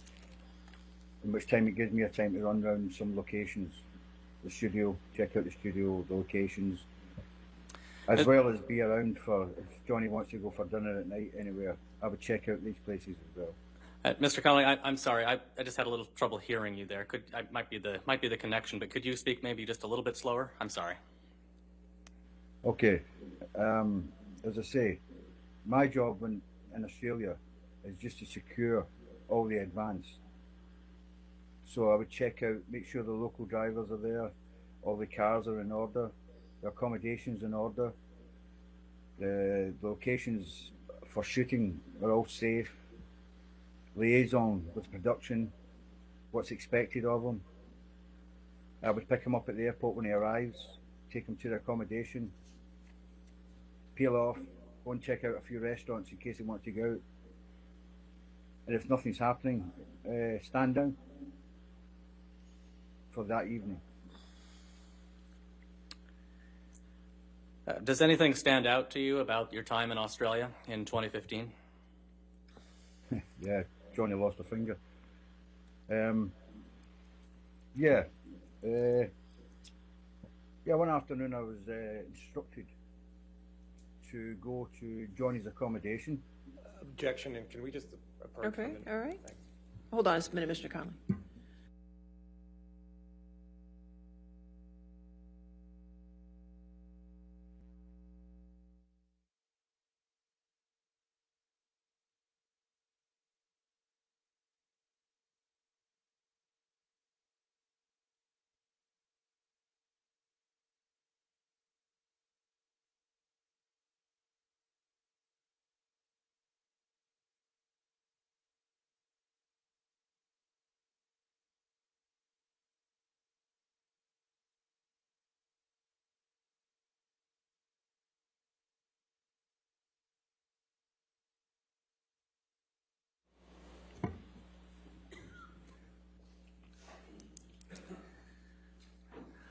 All right, Mr. Connolly, please continue, but as you go, please avoid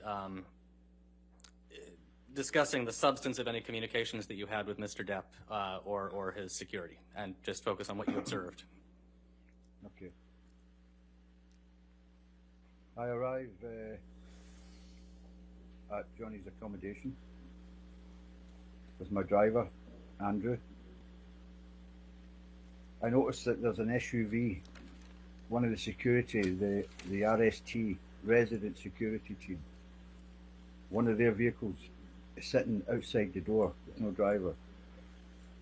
So I just assumed there's something up. There's a security car there, but no driver. As I approach the door, I hear a muffled shouting and screaming and. You know, quite muffled though, because the entrance to this house, there's a massive oak door. I mean, it's huge, and it's got to be about 25 mil thick. So I open it, and it's chaos. It's screaming and shouting, but all I can see with my eyes is Johnny. He's wearing a jacket, a hat, and a bag with his notebooks. I always know that bag because it's a grey canvas bag. And he's sort of, nursing one hand. So I'm saying, well, hey, what's going on? And it's screaming and shouting. It's madness. Amber's irate. I mean, tenacious. It's crazy stuff. Johnny's, shouting back. So I've said, Johnny, let's go. Let's go out, that's my job, to remove him from a situation. Let's get out. I do a couple of steps with him. Johnny, give me 5 minutes, Mal. 5 minutes. Well, he's the boss, There's no bullets flying. So, okay, give him 2 minutes. I say, let's go. Eventually, I get him out. I managed to get him outside the door. We go downstairs. But Amber appears from somewhere. Now, I don't know if Amber was upstairs or in the room to the left or wherever, but she appears and she's screaming, berating him. She's basically berating him. Yeah, fuck off, she's saying, Johnny. Yeah, that's what you do, fuck off. That's what you do all the time. That's all you ever do is fuck off. You fuck off with your guys, you fucking coward. That's what you fucking do. You fucking coward. Yeah, fuck off with your guys, you big man, all that shit that goes with it. Gets him downstairs. By this time, Amber's on the threshold of the accommodation. And she's screaming, fuck off, you fucking coward. That kind of words, And I get him into the car, and I want to sit in the same. I usually sit in the front seat shotgun, but I want to sit in the same seat at the back, so I can have a look what's going on here and have a chat and have a talk. But when I get around the car, the driver's not locked the door, so he's out the door again. And he's making his way back up the stairs. I get back round again. by the time I get to the top, there's two concrete stairs to the front door. He's just crossing the threshold, and the screaming starting again. Excuse me. Amber is screaming again. Johnny, let's go, let's go. And this time it's a wee bit more force, and I managed to actually basically pull him out of the place. Get him into the car. Doors are locked this time. Into the car, we take off. I got him back to my apartment using, a sort of secret way through the underground car park and service lifts. I get him up to my apartment. Get him into my apartment. Start washing his hand, basic triaging his hand, washing it, first aid. It's a mess. His finger's just a mess. It's like one of them cartoon exploding cigars. I always think in my mind that one of them cigars that blow up. The cartoons, boom, and it's sort of flapping around, and I can see bone. There's bone there. It's smashed to bits, and he's wincing as I'm trying to wash his hand. Anyway, I sit him down and I phoned Debbie the nurse, who's living in the same apartment block as me. So that's my first thing. Phone Debbie. About 20 minutes later, if that, I don't recall, maybe 25, maybe half an hour. But she turns up with Dr. Kipper. So Dr. Kipper does his thing. Nurse Debbie dresses it all, but Kipper is saying, right, this we have to go to the hospital with this. There's no other way. We have to go to the hospital. This has to be seriously looked at. We get to the hospital, and that's when that's when his treatment started. Okay. When you were in the presence of Mr. Depp and Misheard in the house in Australia, how far away were you from Misheard? When I first entered the house, Misheard wasn't visible to me. Only Johnny. It's only when we started to leave, Misheard appeared, and she's probably, well, you're talking 3 feet. Did you observe any injuries on Misheard? No injuries. No injuries. I'll allow it. I'm sorry, what was your answer? No injuries, none. Other than the injury to his finger, did you observe any injuries on Mr. Depp? No. No. Well, I say no. There was a mark in his face, and I didn't know what that was, so I never really put it down too much. But in the hospital, I took a photograph, and when I look at that photograph, I can see 2 injuries. When we're sitting in the car, hold on, Mr. Conley. Okay. Objection to the extent he's going to be talking about what the mark is on his, since he didn't see what happened and he's not a doctor, he can't describe what. That's fine, Your Honor. We Are you going to move on? Okay. Yeah. All right, next question.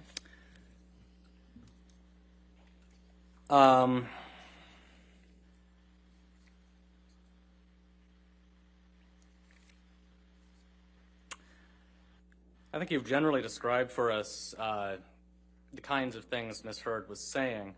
How would you describe her overall demeanor when she and Mr. Depp were in each other's presence in the house in Australia?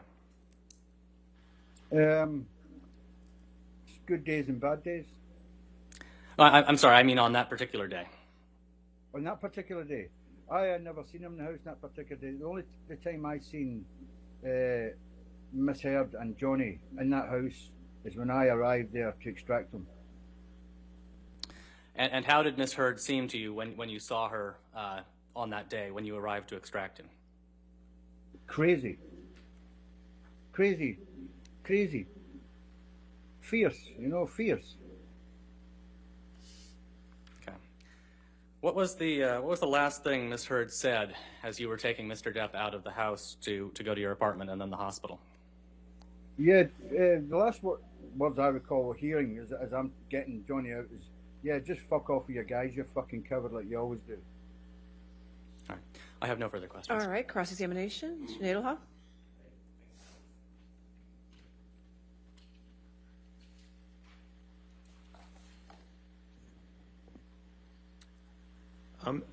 Mr. Connolly, you still work for Mr. Depp? I do, yeah. Okay. And you've worked for him now for about 18 years? No. Well, 2 years ago, you said you worked for him for 16 years, so 2 more years would be 18. No, now. I worked with him. I didn't work for him. I worked for a guy called Jerry Judge in Music and Arts. Johnny Depp never paid me. Johnny Depp started paying me 2 years ago. Okay, so now you're being, so you were working, Jerry Judge was your boss until he passed away, is that right? Correct. Okay, and now you get paid directly by Mr. Depp, correct? Correct. And you're paid a salary by Mr. Depp? No. Okay. And Mr. Depp's also provided you gifts, correct? Gifts? Gifts. Money, Yes. gifts. And, No. Yes, Johnny's gave me gifts. I've given Johnny gifts. and he's given you gifts over $8,500, correct? $8,500. Yeah. He gave me a lot more than that. Okay. And you're loyal to Mr. Depp, right? Yes, of course I'm loyal to Mr. Depp. I'd be loyal to you if I was working for you. Okay. Now, going to Australia, you said you went to Australia in 2015 with Mr. Depp, correct? Or you went before Mr. Depp, but you were there to work for Mr. Depp, correct? Correct. And Jerry Judge was also there? Not when I arrived, no. But Jerry Judge was eventually in Australia, correct?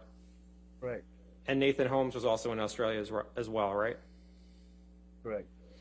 And Mr. Depp came to Australia in February of 2015, correct? Correct. And when Mr. Depp first came to Australia, Amber was not with Mr. Depp, right? I don't recall. I don't recall if Amber arrived with Johnny or Amber arrived later. You don't know one way or the other? No. And Mr. Depp stayed in a house in Australia, correct? Correct. And you and the security team were about 40 minutes away from the house Mr. Depp was renting, correct? 25, 30. 30, 40. Yeah, you're correct. If it's a traffic day, 40 minutes at most. And alcohol was in the house in Australia, correct? Correct. And Mr. Depp consumed alcohol before Amber arrived in Australia, isn't that right? Yeah, he would have done, yes. Okay. And you know if Mr. Depp consumed illegal drugs before Amber arrived in Australia? I'm going to object to speculation. I wouldn't know. Overruled. I'll allow it. Go ahead. And do you know if Mr. Depp spent any time with Marilyn Manson in Australia before Amber arrived? Don't recall. I don't recall Marilyn Manson being there. So you don't. So as Mr. Depp's security, you don't know if Mr. Depp was with Marilyn Manson at any time? I left Australia to smuggle 2 dogs back out of Australia back to. No. I'm talking about it. I'm talking about in the beginning of March 2015. You were that. You were. Marilyn Manson. You don't know one way or the other. No. Were you seeing Mr. Depp every day? In early Not March at the beginning, 2015. No, not at the beginning. I had other duties. Okay. So you don't know what Mr. Depp was doing at that time, correct? No, I wasn't with him. Okay. And you don't know when Amber arrived in Australia, correct? No. Okay. But you do know that Amber stayed with Mr. Depp, right? Yes. Okay. And you talked about a resident security team that was at the Australia house, is that right? That's correct. And were there about 4? Was there anyone from the resident security team in the house when you arrived on March 8th, 2015? No. Okay. And the resident security team, is it your understanding that they were there, that they were kind of guarding the house? They would have been in the grounds, but the substantial grounds, real substantial grounds. They would have been at the grounds somewhere. But they didn't go into the house on March 8th, correct? I don't know. I never seen them in the house. Okay. And so when you arrived at the house and went in, was it just Mr. Depp and Amber Heard? Just Mr. Depp and Amber Heard. Okay. And There before may be someone else there. I never visibly seen anyone else. I wasn't there long enough to chat to anybody. and when you arrived at the house, you could hear a ruckus, correct? Yes. Well, yes, I could hear. No, yeah, I could hear. Definitely hear something through the door. Yeah. But you said the door was so thick you couldn't hear the actual words that were being said. Is that right? No, just a shouting. And then you went in the house and saw Mr. Depp in the foyer, correct? Yes, correct. And Mr. Depp was trying to urinate in the foyer, wasn't he? No. Mr. Depp had his penis out of his Objection. pants, didn't he? I think I would remember Relevance. seeing Mr. Depp's penis. I'll allow. Next question. And you were trying to get Mr. Depp out of the house, correct? Correct, I was trying to get Mr. Depp out of the house, yes. And Mr. Depp was refusing to leave the house, was he not? Not so much refused, he just wanted 2 minutes to see his piece. You took Mr. Depp's arm to try to move him out, but he broke away, isn't that right? Yes. Okay. I mean, so he was strong enough to break away from your grip, correct? No. So you had his arm and he broke away, though, correct? No. Isn't that what you just said? No, I let him go. You let go. But it wasn't He's my easy. boss. It wasn't I'm not easy. going to drag him by it. So Mr. Depp's your boss. You'll do what Mr. Depp wants, correct? No. It's not easy to get Mr. Depp out of the house, correct? Not easy. Okay. Now, can we play Exhibit 380A, which is already in evidence? Plaintiffs or defendants, I'm sorry. It's defendants, Exhibit 380A. It's 388. What is this? Sorry, what is this? And this is a recording from Australia, and it's just of Mr. Depp. I don't think that's in evidence, Your Would you Honor. hold on? It's not in evidence. Our plaintiffs, Exhibit 380A? I don't believe there are any recordings from Australia in evidence, Your Honor. I don't think, have anything in this, evidence. There definitely is. It's just of Mr. Depp. We can. I don't have 380 in evidence. It's 380A. 380. I have, Jamie says it was ID'd but never admitted. It was never admitted. It was. Your Honor, the recordings from Australia have other voices on them. and We're I only asking also- for the. It's only the clip of Mr. Depp. Okay, wait, Well, I I have, also- I have it. It's actually plaintiffs 380A, minute 33 to 34. What's the foundation for using it with this witness? He was at the house. It's in evidence. It's in That's evidence. fine. So you're playing that clip, correct? Correct. Got it on plaintiffs.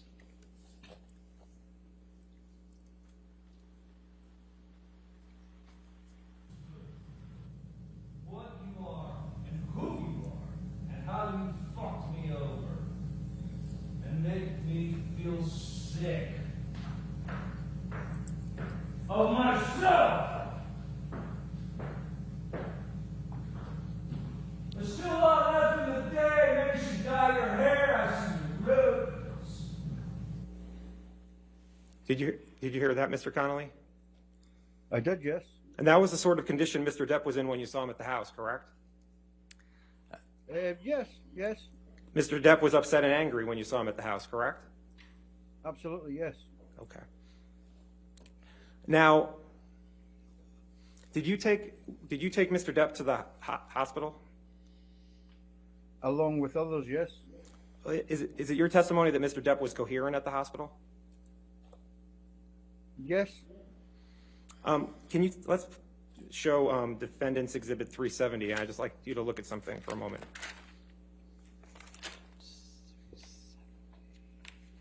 I'm not publishing it, I just want to show him a document. Defendant's Exhibit 370.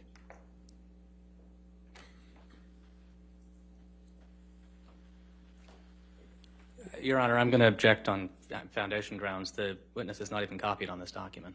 I'm going to ask him a question and ask him if it refreshes his recollection. That's all I was going to ask him about. I can use any document to refresh. Wait, if you want to approach for a second, we'll just see what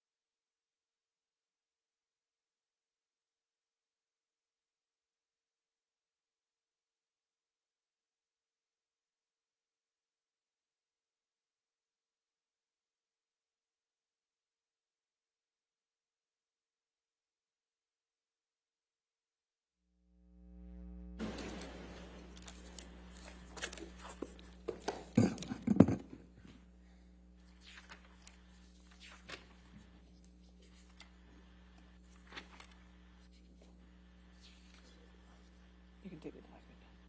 Switch document. You can take it down. Was Mr. Depp's finger was filled with dirt, grime, and paint when you saw it?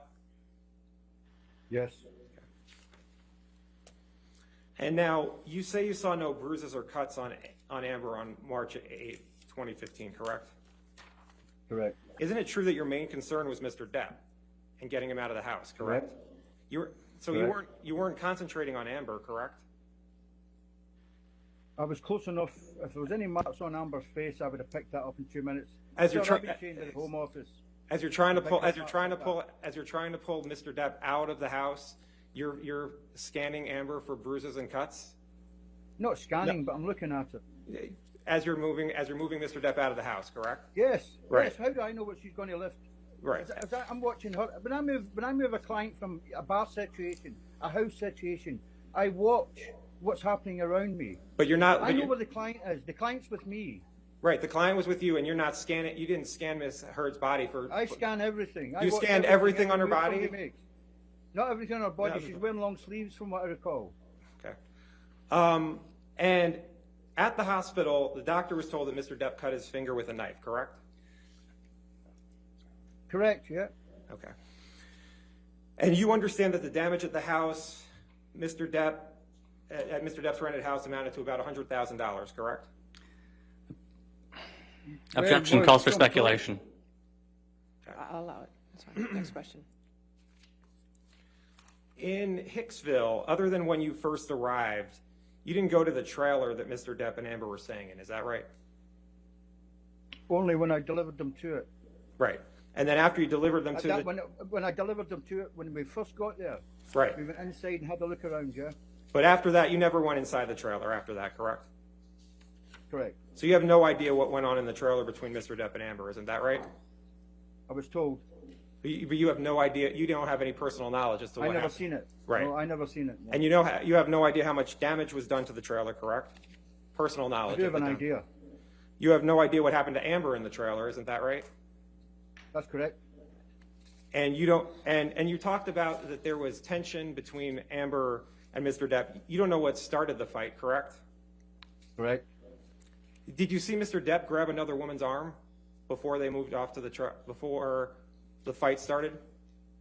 No. Okay. Were you with the company when you were you with the group? No. Okay. I was maybe 20 feet away observing. That's my job, not to get involved. I don't sit with my clients in a personal situation. I just observe. Now, you testified that at times you saw marks and bruises on Mr. Depp, a fat lip, I think you said.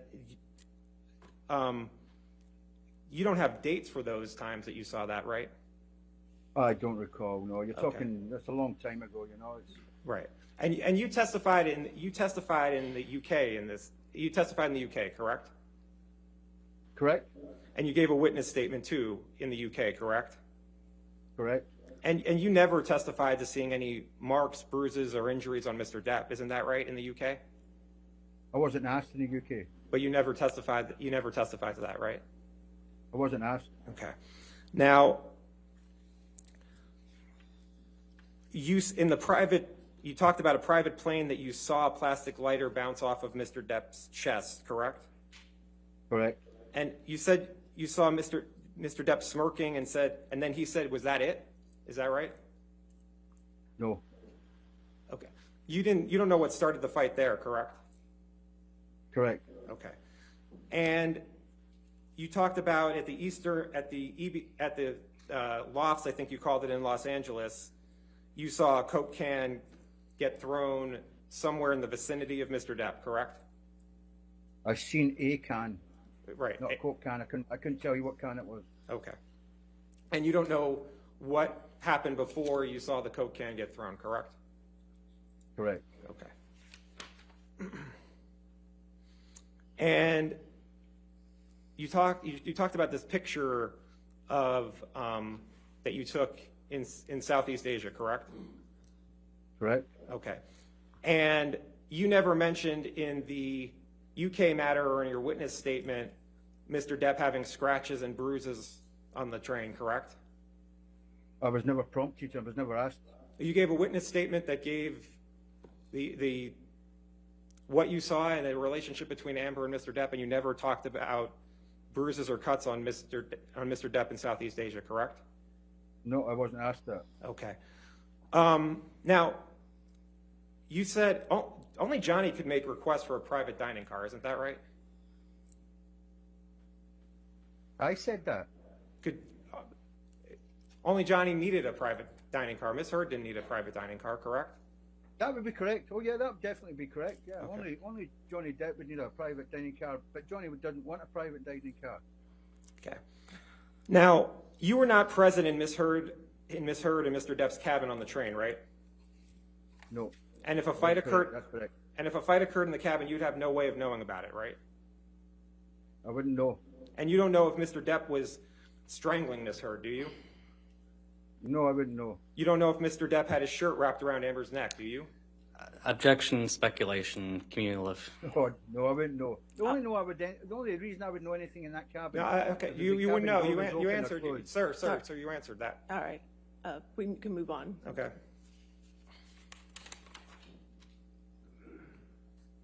And if we could put up, please, Plaintiff's Exhibit 120, and this is at 190, and I believe 120 has been in evidence before. Well, I have 120A, 120B, and 120C. So I think this would be 120D, if it, 120D? yeah. Okay. D. And I would, Mr. Connolly, I'm asking you questions about the fourth one down. Do you see that? Yeah, it's not very clear though. I can't. I'm going It's to tiny. objection. The document is hearsay. I don't know what the exception would be. Okay, hold, if you want to come forward, let's.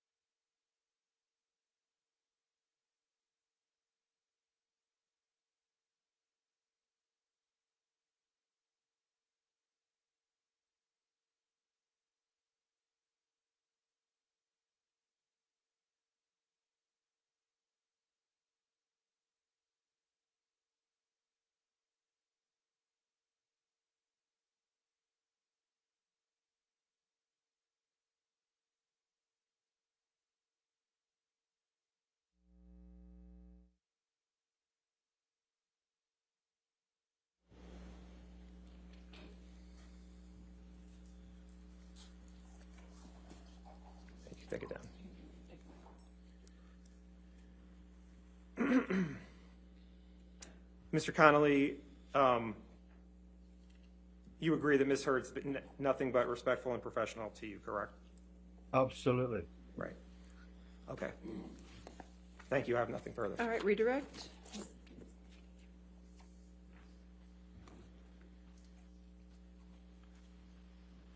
Mr. Connolly, very briefly, when you were in Ms. Heard's presence in the house in Australia on the day that Mr. Depp lost his fingertip, how far away were you from Ms. Heard? On the exit, on the egress, about 3 feet, 4 feet at the most. Can you estimate for us about how long you were in Ms. Heard's presence?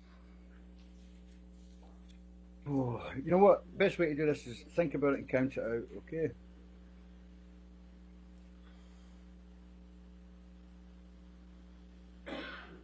"15 seconds, 20 seconds. How was the light? Well, it's Australia. The door is massive. It's a wall of glass behind them. The light is absolutely fine. You couldn't get better.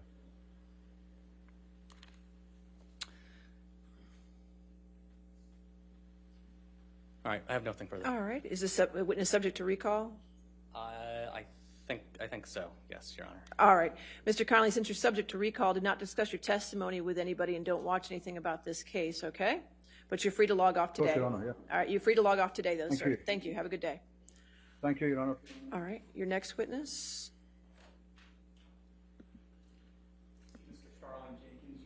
Mr. Jenkins? Yeah. Mr. Jenkins, can you hear me, sir? Afternoon. Yes, I can, Your Honor. All right, perfect. Thank you, sir. All right. If you raise your right hand for me, do you swear or affirm to tell the truth under penalty of law? I do. All right, thank you, sir. Good morning, Mr. Jenkins. Can you hear me okay? Yes, I can. And could you please state your full name for the record? Starling Jenkins III, And Mr. Jenkins, where do you live? Los Angeles, California. And what is your occupation? Executive chauffeur, security. And how long have you worked as an executive chauffeur and in security? Executive chauffeur for 30 years, security for 8 years. And what occupations did you hold prior to working as an executive chauffeur and in security? Route sales executive and United States Marines. Mr. Jenkins, do you know the plaintiff in this case, Johnny Depp? Yes, I do. And when did you first meet Mr. Depp? 1993. How did you first meet Mr. Depp? He used delivery service to transport him to and from. So in the 30 or so years that you've known Mr. Depp, what services have you performed for him over the course of that period? Child care, animal care, personal assistant duties, security, and transportation. And could you estimate approximately how many hours per week would you provide those services to Mr. Depp? 40 to 60 hours. And can you describe generally your interactions with Mr. Depp in the time that you've worked for him? Pleasant, always upbeat. Do you know the defendant in this case, Amber Heard? Yes. And when did you first meet Miss Heard? After the filming of the Rum Diary project. And can you describe generally your interactions with Miss Heard? Pleasant, cordial, very respectful. And so in your time working with Mr. Depp, did you ever observe Mr. Depp's and Miss Heard's interactions with one another? Yes. And can you describe those interactions generally, please? Very cordial, very aware that people are around them, very, very friendly. Did you ever see them argue? Yes. Can you describe what you observed about those arguments? It would be initiated by her. She would try to engage with him. He would tell me to turn the music up. And so where did these arguments take place? In the car. Do you recall how many times you witnessed them argue? Twice. Mr. Jenkins, turning your attention to April 21st, 2016, can you tell the jury what you recall about that day? Could you repeat the question, sir? Sure. So turning your attention to April 21st, 2016, can you tell the jury what you recall about that day? It was the birthday party being held at the penthouse. And when you say the penthouse, what are you referring to? It's the Eastern Columbia building. And what were you doing that evening? That evening, I was assigned security on the detail. Were you inside the residence while the birthday party was taking place? I was in the CP, the command post that's stationed on the same floor, right outside of the elevators. And did you interact with Misheard at all that evening? Yes, I did. Can In you- regards to getting her clients keys, parking, making sure no one else was on the floor that wasn't invited to the party.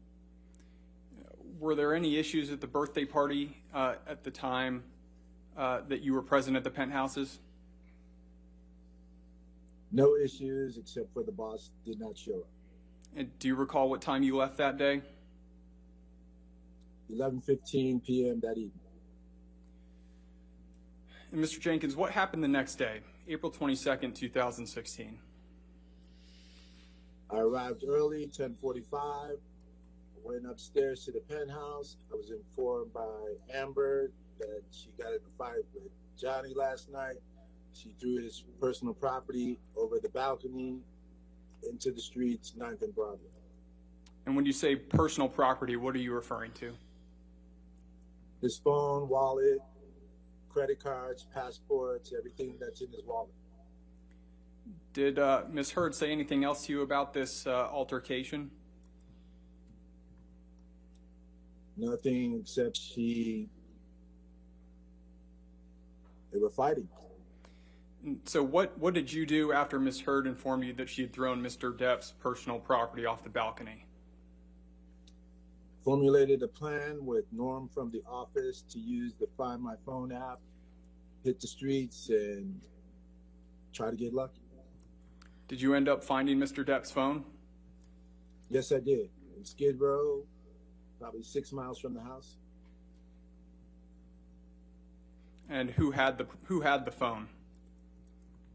A homeless gentleman, unhoused gentleman. I approached him about the phone. He was honest. He returned it. I gave him a reward for it. And what was the reward? $420, chicken tacos, chips, apples, Fiji water. After finding Mr. Depp's phone, what did you do? I returned to the penthouse, showed the phone to Amber that I retrieved it. I left it in the CP for the evening security to return it to Mr. Depp. So after figuring out things with the phone, what happened next? What happened next is I walked Amber to the car. We got everybody in the car. She's on her way to Coachella. I went back to the penthouse to retrieve the dogs and the luggage. Were you also going to Coachella with Ms. Heard? Yes, I was. I was the transportation for Amber and her friends while she was at Coachella. So how did you get to Coachella? Drove the SUV provided by Johnny, put the animals and all the luggage in, and headed out to the venue.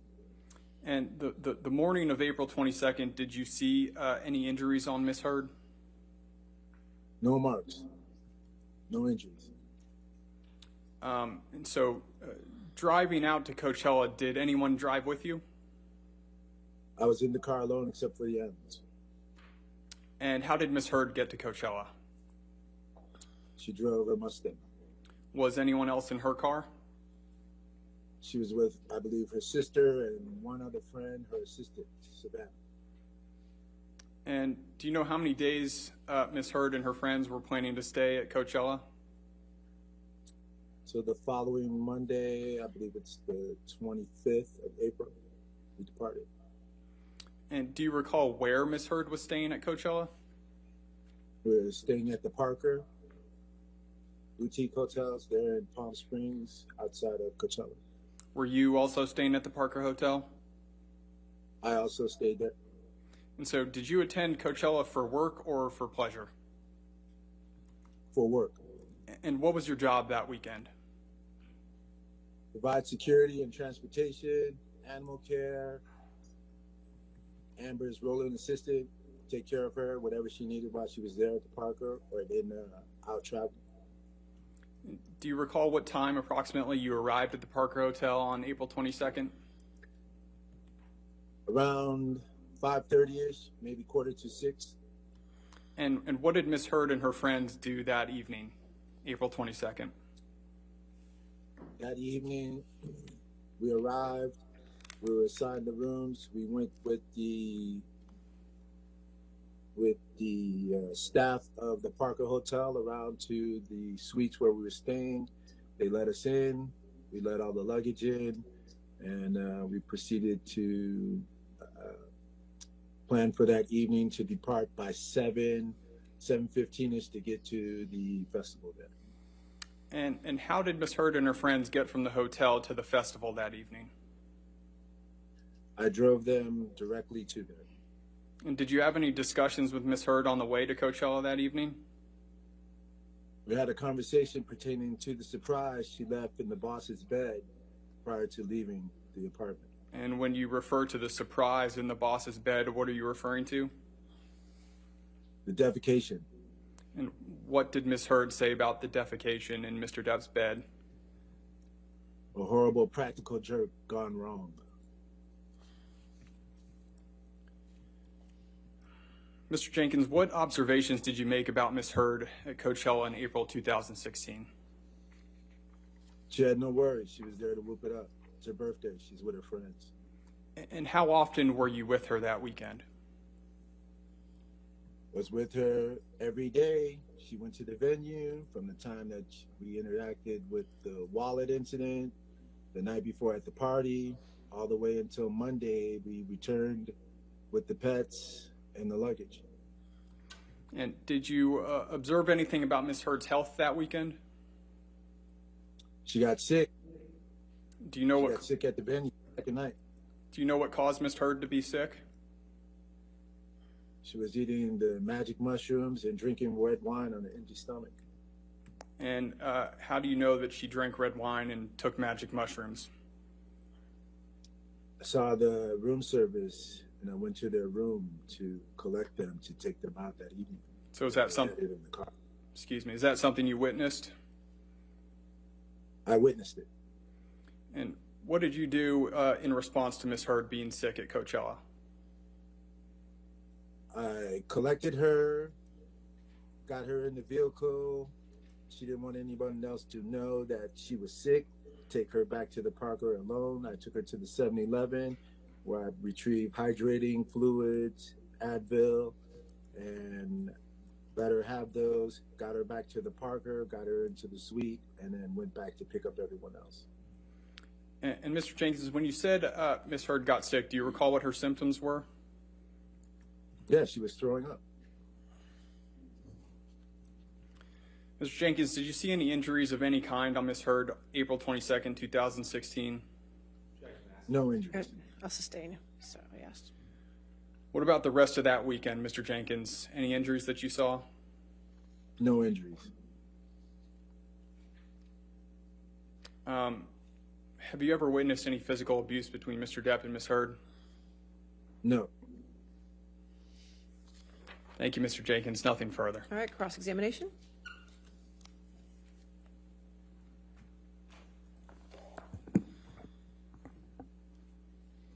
Good afternoon, Mr. Jenkins. Good afternoon. So just to be clear on the chronology, you met Mr. Depp in 1993, is that right? Correct. And you've worked for him ever since? Off and on? Yes. Okay. And your salary's paid by Mr. Depp, correct? Salary? No. You receive pay for the work that you do for Mr. Yes. Depp, correct? Of course. Yes. Of course. And Mr. Depp's security is your highest priority in your job, correct? Yes, it is. You're loyal to Mr. His Depp. and his family. And his family. You're loyal to Mr. Depp, right? Yes. Now, I want to turn to the night of April 21st, 2016. You just to recap, you said you were working a security shift at Amber's birthday at the Eastern Columbia building that evening, correct? Correct. And you said that your shift ended around 11:15, correct? Correct. And you said the boss still hadn't shown up by the time that you left the Eastern Columbia building, right? Correct. So you have no idea where Mr. Depp was or what he was doing from 9:30 p.m. that evening until at least 11:15 when you left the Eastern Columbia building, right? No, I didn't know what he was doing. He was attending to his mother. You weren't with him. I had information. Okay, all right. That's information that you received, but you have no personal knowledge of that. I have no reason to doubt it. It came from Sean. Okay. I have no Okay. So Mr. Bett told you that? The boss is out there. Right. Mr. Bett told you that he was tending to his mother that night? He didn't say mother. He said the boss was out there. I'm aware of what the situation was, the time frame. He's with his mother. Okay. All right. Interesting. Okay.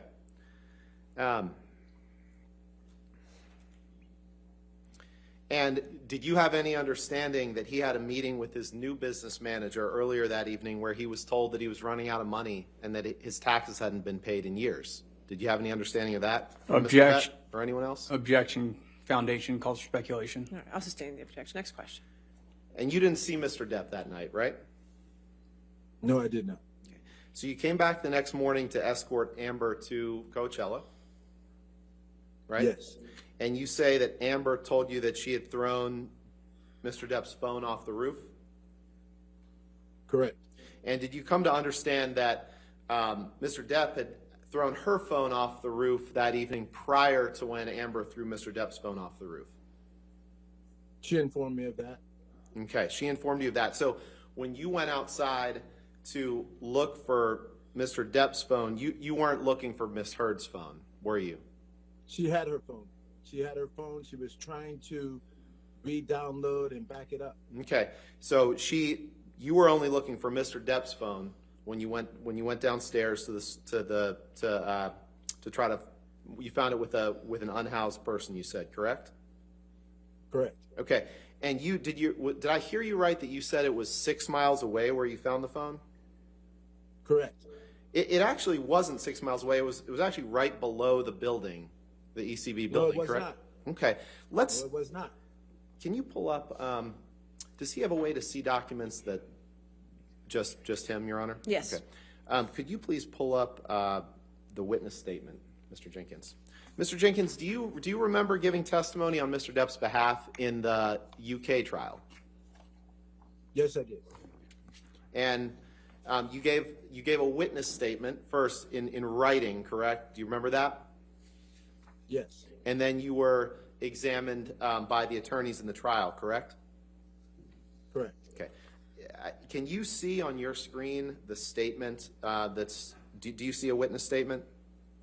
Yes, I see it. It says witness statement of Starling Jenkins, right? Correct. And this is the statement that you wrote and signed as part of the UK trial on behalf of Mr. Depp, correct? Correct. Okay. If you can scroll, please, to page 3 of the document. And, Mr. Jenkins, I'm going to read you what you wrote in paragraph 13. Okay. And we can go from there. On paragraph 13, you wrote in your witness statement in the UK trial, the Find My iPhone application indicated that Johnny's phone was somewhere on the streets below the balcony of the residence. Did I read that right? If that's what it says, that's what it says. I'm telling you, the phone was in Skid Row. Okay, I have so a photo of the gentleman that found it. I have the location where the phone was found. isn't Skid Row just a few blocks away from the Eastern Columbia building? No, it's on 6th and Main, I guess, depending on what area you are. Okay, so one of these two sworn statements, either what you just said in court just now that it was found 6 miles away, or this, one of these is false, correct? It's just inadequate as far as the location. The location is not below the penthouse. It's not on Broadway. It was found on Broadway by the unhoused man, and then he lives off of Skid Row. Okay. Now let's move on to Coachella, please. You were with Amber and her friends that weekend at Coachella, and you testified a little bit about what you saw. Is it fair to say that Amber and her friends were having a good time that weekend? Yes, it was. And there were thousands of other people at that music festival too, correct? Correct. Okay. Were you aware that Amber's sister Whitney was pregnant and sober that weekend? Wasn't my information, wasn't my knowledge. Were you aware that Amber's sister Whitney threw up in a parking lot that weekend? No. Okay. To your knowledge and understanding, Mr. Jenkins, there's nothing wrong with wanting to spend time with your friends at a music festival after being abused by your husband, right?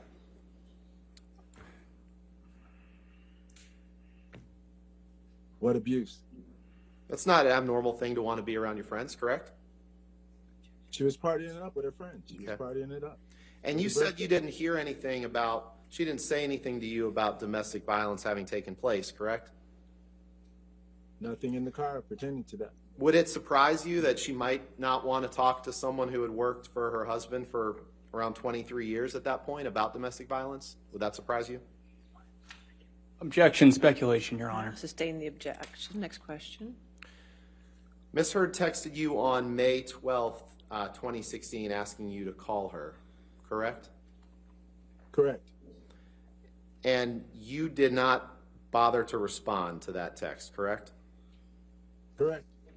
And that was the last communication that you had with her, correct? Correct. Now, you weren't, just to be clear, you weren't at Amber's house on Orange Avenue in March 2013 when Johnny was there, correct? I might have driven him to the location. I'm familiar with the address. But you didn't enter the house at any point in March 2013, correct? Depending on if he had luggage or gifts going upstairs, I might have. But you didn't hang out with him inside the house, right? Hurry up and wait in the car, sir. And you weren't at the Hicksville Trailer Palace in late May or early June 2013, right? No. You weren't on a plane flight from Boston to Los Angeles in May 2014, correct? With Johnny and Amber. You weren't you weren't with Mr. Depp and Amber in the Bahamas in August 2014, correct? Correct. You weren't with Mr. Depp and Amber in Tokyo in January 2015, correct? No, I was not there. Correct. You weren't with Mr. Depp and Amber in Australia in March 2015, correct? Correct. You weren't at Thanksgiving with them in Penthouse 5 of the Eastern Columbia building in November 2015, correct? I believe I was there. You I didn't. might You have weren't. been assigned the detail. I don't have the schedule, but I might have been assigned the detail that day. You were- Thanksgiving, it's a holiday. Sure, sure. You don't have any specific recollection of that one way or the other, though, correct? I would probably say I was on duty that day. Okay. It's the holiday. Okay. You weren't celebrating Thanksgiving in Penthouse 5 with them that evening, correct? I was in the CP, Okay, and that's a separate room, correct? separate room on the same level. Correct. And you weren't in the Bahamas in late December 2015, correct? With them? Correct. You weren't in the ECB with just the two of them the night of December 15th, 2015, correct? That is right before the Christmas party, I believe. Correct. And finally, you weren't in the penthouse of the Eastern Columbia building on the night of May 21st, 2016 with Mr. Depp and Misheard, correct? Correct. And you'd agree that you have no personal knowledge of what went on between Mr. Depp and Misheard behind closed doors, correct? Correct. Nothing further. Thank you. All right, redirect.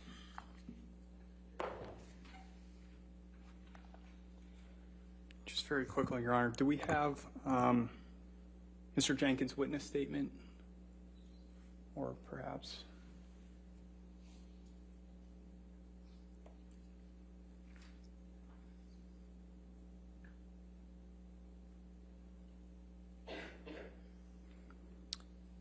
And if we could go to the third page, please. Mr. Jenkins, directing your attention to paragraph 13, which Mr. Rottenborn had you look at just a second ago. Yes. He read the first sentence of that witness statement. the Find My iPhone application indicated that Johnny's phone was somewhere on the streets below the balcony of the residence.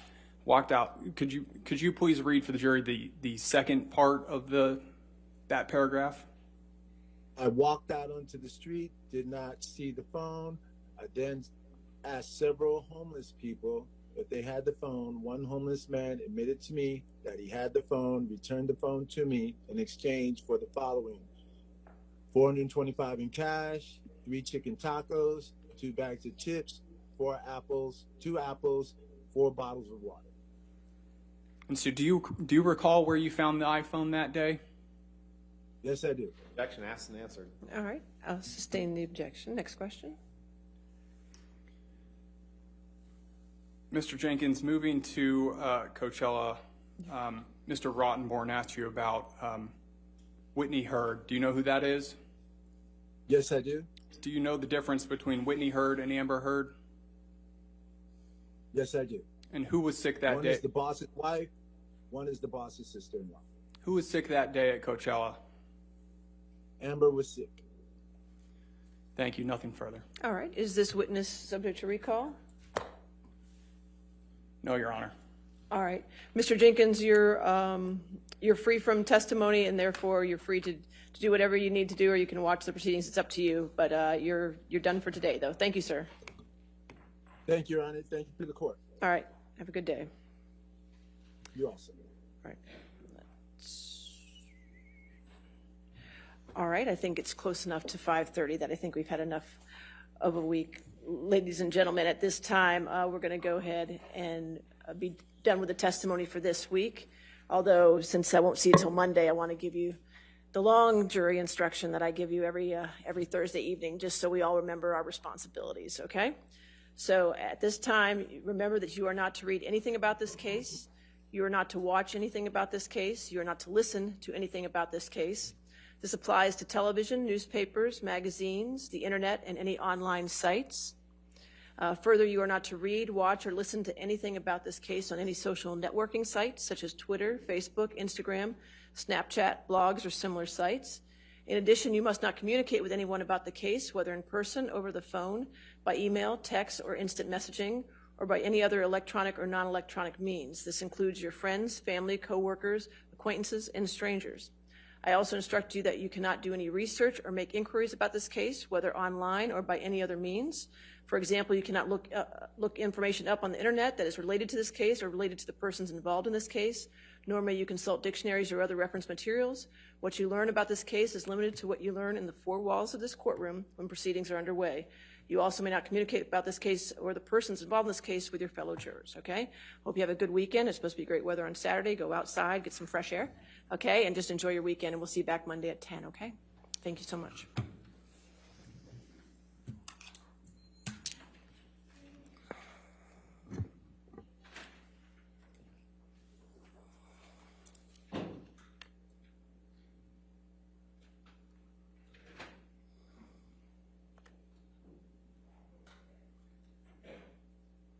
All right. And as always, Mr. Depp and Misheard, please do not do any posting on social media and do not talk to the press. I appreciate it, and have a good weekend. For the attorneys, tomorrow, what time, how many, did we do our homework this week? Yes? We did. Work in progress. Okay, so are we still doing 19 tomorrow?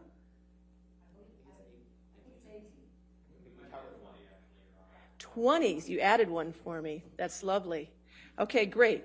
So we'll do 20 tomorrow. So I would suggest 8 o'clock. Can everybody be here at 8? Sound good? Okay, we'll be here at 8 a.m. and we'll just do them until we're done. So bring a lot of meals, okay?